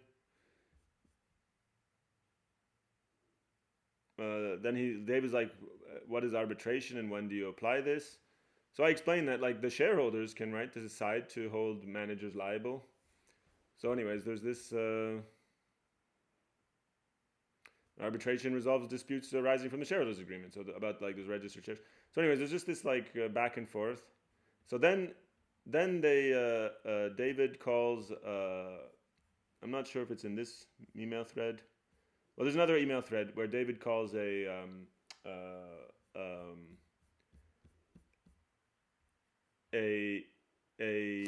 vote on me. So now there's a full crisis, and now they decide to fire me. So until now, there's never been a board meeting called. There was like a board meeting called to fire me. Then it was cancelled because I brought up all this issues that would cause. Then there is but in terms of action. Yeah. So now there is a board meeting. So David calls the board meeting to fire me as CEO and chair. Meeting called by David. Yeah. Called by David to fire me. Okay, it is. Okay, at that point it's strange because David was not there for so long in the story, and then he just suddenly calls to fire me. He just appeared from nowhere. Yeah. Called by David to fire me as CEO and chair. Yes. And chair. Okay. Yes. Well, and then, so you're happy with that because you're like, okay, deal with this shit. Yeah, basically. But so I'm like, and then for me, like from my perspective, this is the email.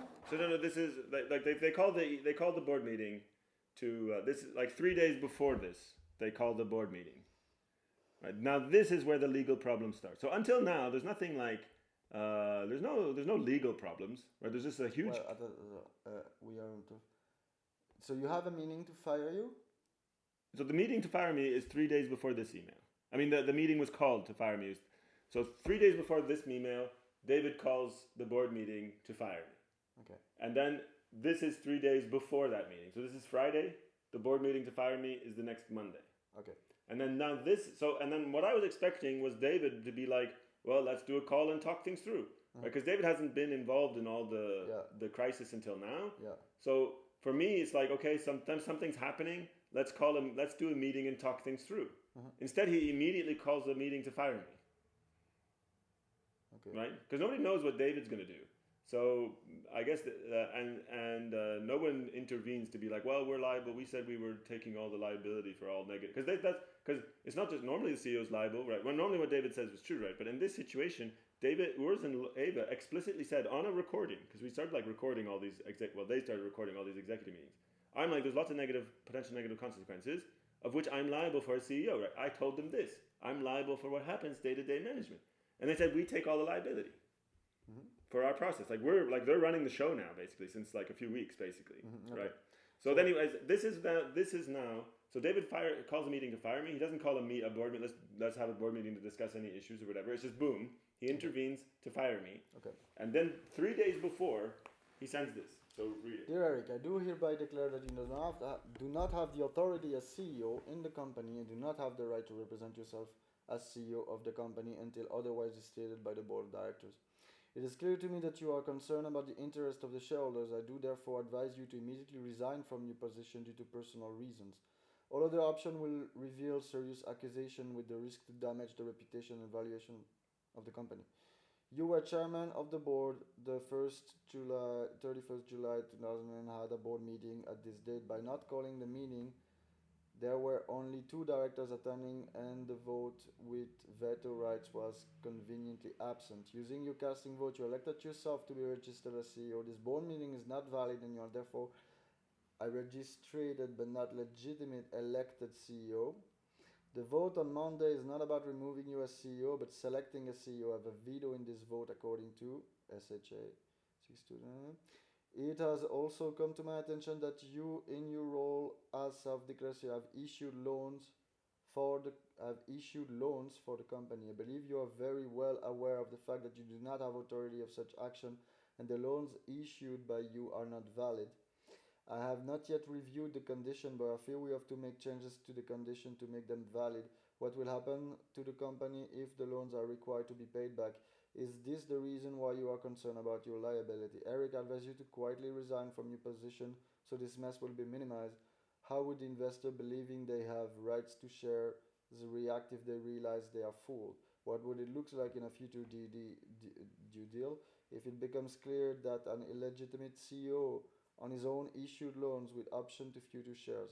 The consequence of your actions follow. If you resign, there will be a meeting minutes stating you resign for personal reason, decision of a new chairperson, and a decision to call for shareholders meeting to administer convertible loans. If you do not resign, there will be a performance review with outstanding low score.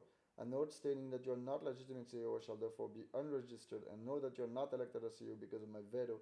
A note that I vote against you as chairman due to your gross negligence. Previously, a vote to call a shareholders meeting for selecting a new board and a call for shareholders meeting to administer the convertible loan. If you would candidates in future nomination of director, I will make it clear to everyone why I see you as unsuitable. I have nothing to win by removing you from company management or see your resignation. It is, however, crucial to stop you from using your influence to gain your own interest on the cost of other shareholders. One example is you attempt to compromise the vote in the coming shareholders meeting to be kept as director of the board by not using the register of shares as vote list. You are also setting rules for the board meeting to suit your own interest.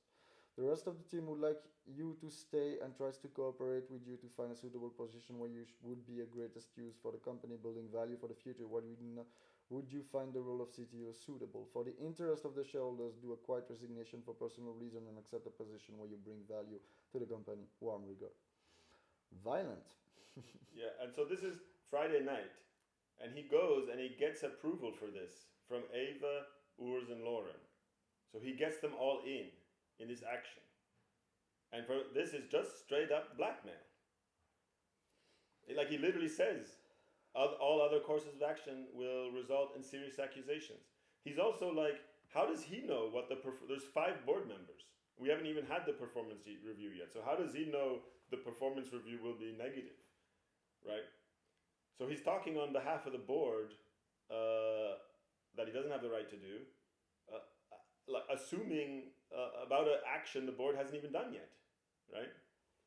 So there's just so many problems with this thing. It even gets worse. So then I don't know if you want to read my response, but you can go down and read my response. But right, he's threatening me with revealing my wrongdoing and trying to control me. Dear David and other board members, if David does not speak for you that there was absolutely no knowledge and approval of his plan, please say so. If what you say is true, a serious crime has been committed that I have, as an illegitimate CEO, been fraudulently representing the company these past years, and everything I have signed is invalid.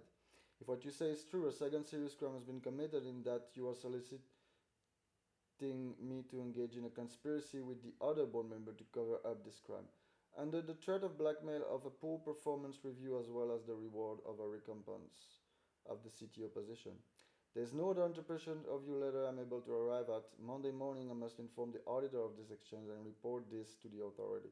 I can do so with simply the above, or you and other board member involved can immediately retract the claim I am an illegitimate CEO. I present my understanding of this matter below, which I think it's true and board members may simply agree with it. Resign from the board, recuse yourself from participating directly or indirectly in board matters for a period of 1 year. I would of course accept the recommendation of the auditor if the points do not seem necessary or fair, but to me they seem a fair way to signal serious mistake of mismanagement has been made, and there is a strong desire to retract it and to stop mismanaging. With your resignation, I can provide additional information that it seems the exchange was not sincere and due to overzealous business negotiation with no real intention to advance the claim I am an illegitimate CEO and simply a misunderstanding that considering a crime was proposed, that going silently is a solicitation we cover up this crime.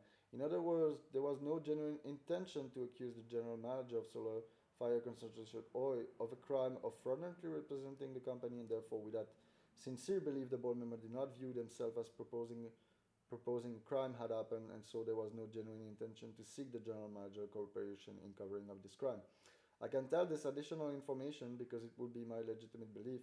If you and the other board member you speak for resign from the board and recuse yourself from participating in any shareholders or the governance meeting for a period of 1 year. If I'm able to tell the auditor a serious mistake has been committed and the people who have made that mistake have retracted the claims, apologized deeply, resigned, and will not participate for 1 year in determining the board, then I believe she will accept this and allow a shareholders' new meeting to elect a new board without recommending to shut down the company meanwhile. I believe that in such a situation I can work with our auditor and legal counsel to inform the authority, which remains my duty, in a way that is unlikely to disrupt the functioning of the company or damage the company's standing with the law nor impact our reputation. That board member were too inexperienced to run a corporation and did not understand the legal consequence of their action and have since done the responsible thing and resigned. Likewise, if I nor the company is pressing the matter, then I believe the authorities will investigate as they must, but are unlikely to take the case much further than basic check with our auditor. In this case, all executive work can continue Monday as normal, and I believe we can avoid insolvency. You may believe that you somehow can retroactively provide me legitimacy or take it away, but legal status of individual in the past is not dependent on the present. Either I had legitimacy or I did not have legitimacy. If I did not have legitimacy as you claim, then I've been fraudulently representing the company in all of our dealings. But even if that were so, you would be using the retroactive legitimating power to blackmail me on behalf of a minority of shareholders under the threat of this retroactive delegitimization, as well as the threat of a poor CEO performance review, which you have no right to threaten me with as the outcome of a fair performance review, which I understand has not been promised only a performance review, but either way, it's not certain. Perhaps I'm able to explain my action on my records and get a good review. If, however, a board member do not resign, but insist I am an illegitimate CEO and insist that it's not illegal to offer that I go silently in order to quietly cover up that I have no legitimacy these past years, then it is my belief the auditor and the authority will recommend or order all company activities stop pending an investigation into this matter by the authorities. I will of course fully cooperate with such an investigation and recommend other board members to do the same, because this matter involves potentially fraudulently signed agreement with all our partners and counterparty these past years. It's not an issue between shareholders, but rather a criminal matter with all our partners and counterparties having the rights to know if it is true. And therefore their agreement with us is not valid. They are free from their duties to us and likewise defrauded of our proposed alleged duty to them. Since board members have insisted on wanting to hastily change governance in the middle of a cash crisis, will nearly immediately be pushed into insolvency if normal company activity is disrupted. Since I have no other interpretation available to me than board member are requesting to cover up a crime and anyways blackmailing me to act in the interest of my colleague rather than the shareholders, I must report this to our auditor and the authority. Another subject of lesser importance. As with your previously letter, it very much seemed to me you are speaking on behalf of the board, of which I am a part, and you have no right to speak on behalf of the board without a board meeting. Authorizing you to present the board position to the CEO or chair in a meeting I have right to attend and express myself in and vote in. In other words, it very much seems to me that you are in this letter and your previous letter, you are misrepresenting the board, including me to myself. As for the contents of your message, it is clearly serious accusation that, if true, it is not clear to me why you have got brought up the issue before not any problem has been signaled by our auditor. Since it is the weekend, I cannot speak to our auditor or lawyer to better understand your argument on the question of convertible loan. These loans were raised in okay, well. But I just explained that's a long email. Okay, well, he dropped the email declaring you have been. Well, to make a long story short, we've been issuing loans and talking about, that's the plan, the financial plan in every single shareholders meeting for like 10 years, and it's always been audited. So he's able to make this accusation and convince the others about the loans because they've never read any of the audits, right? So like all this is audited and then acquitted of liability, and then becomes like so. And then I also explain that like, okay, well, who like like the loans of the company, that's not like a criminal issue, right? If the like dilutable loans, I've got like anyways, I just explained that. Let's like, who has the grounds to complain, right? It would be shareholders. What would be their complaint? Is that they're getting diluted more than they should be, right? Yeah. Well, I can cover that dilution with my own shares. Sure. Right? And is anybody going to complain? No. Like in the next shareholders meeting, they all unanimously approve all of these loans. If they weren't approved, they got approved. Sure. Okay, so he sent that to you, you sent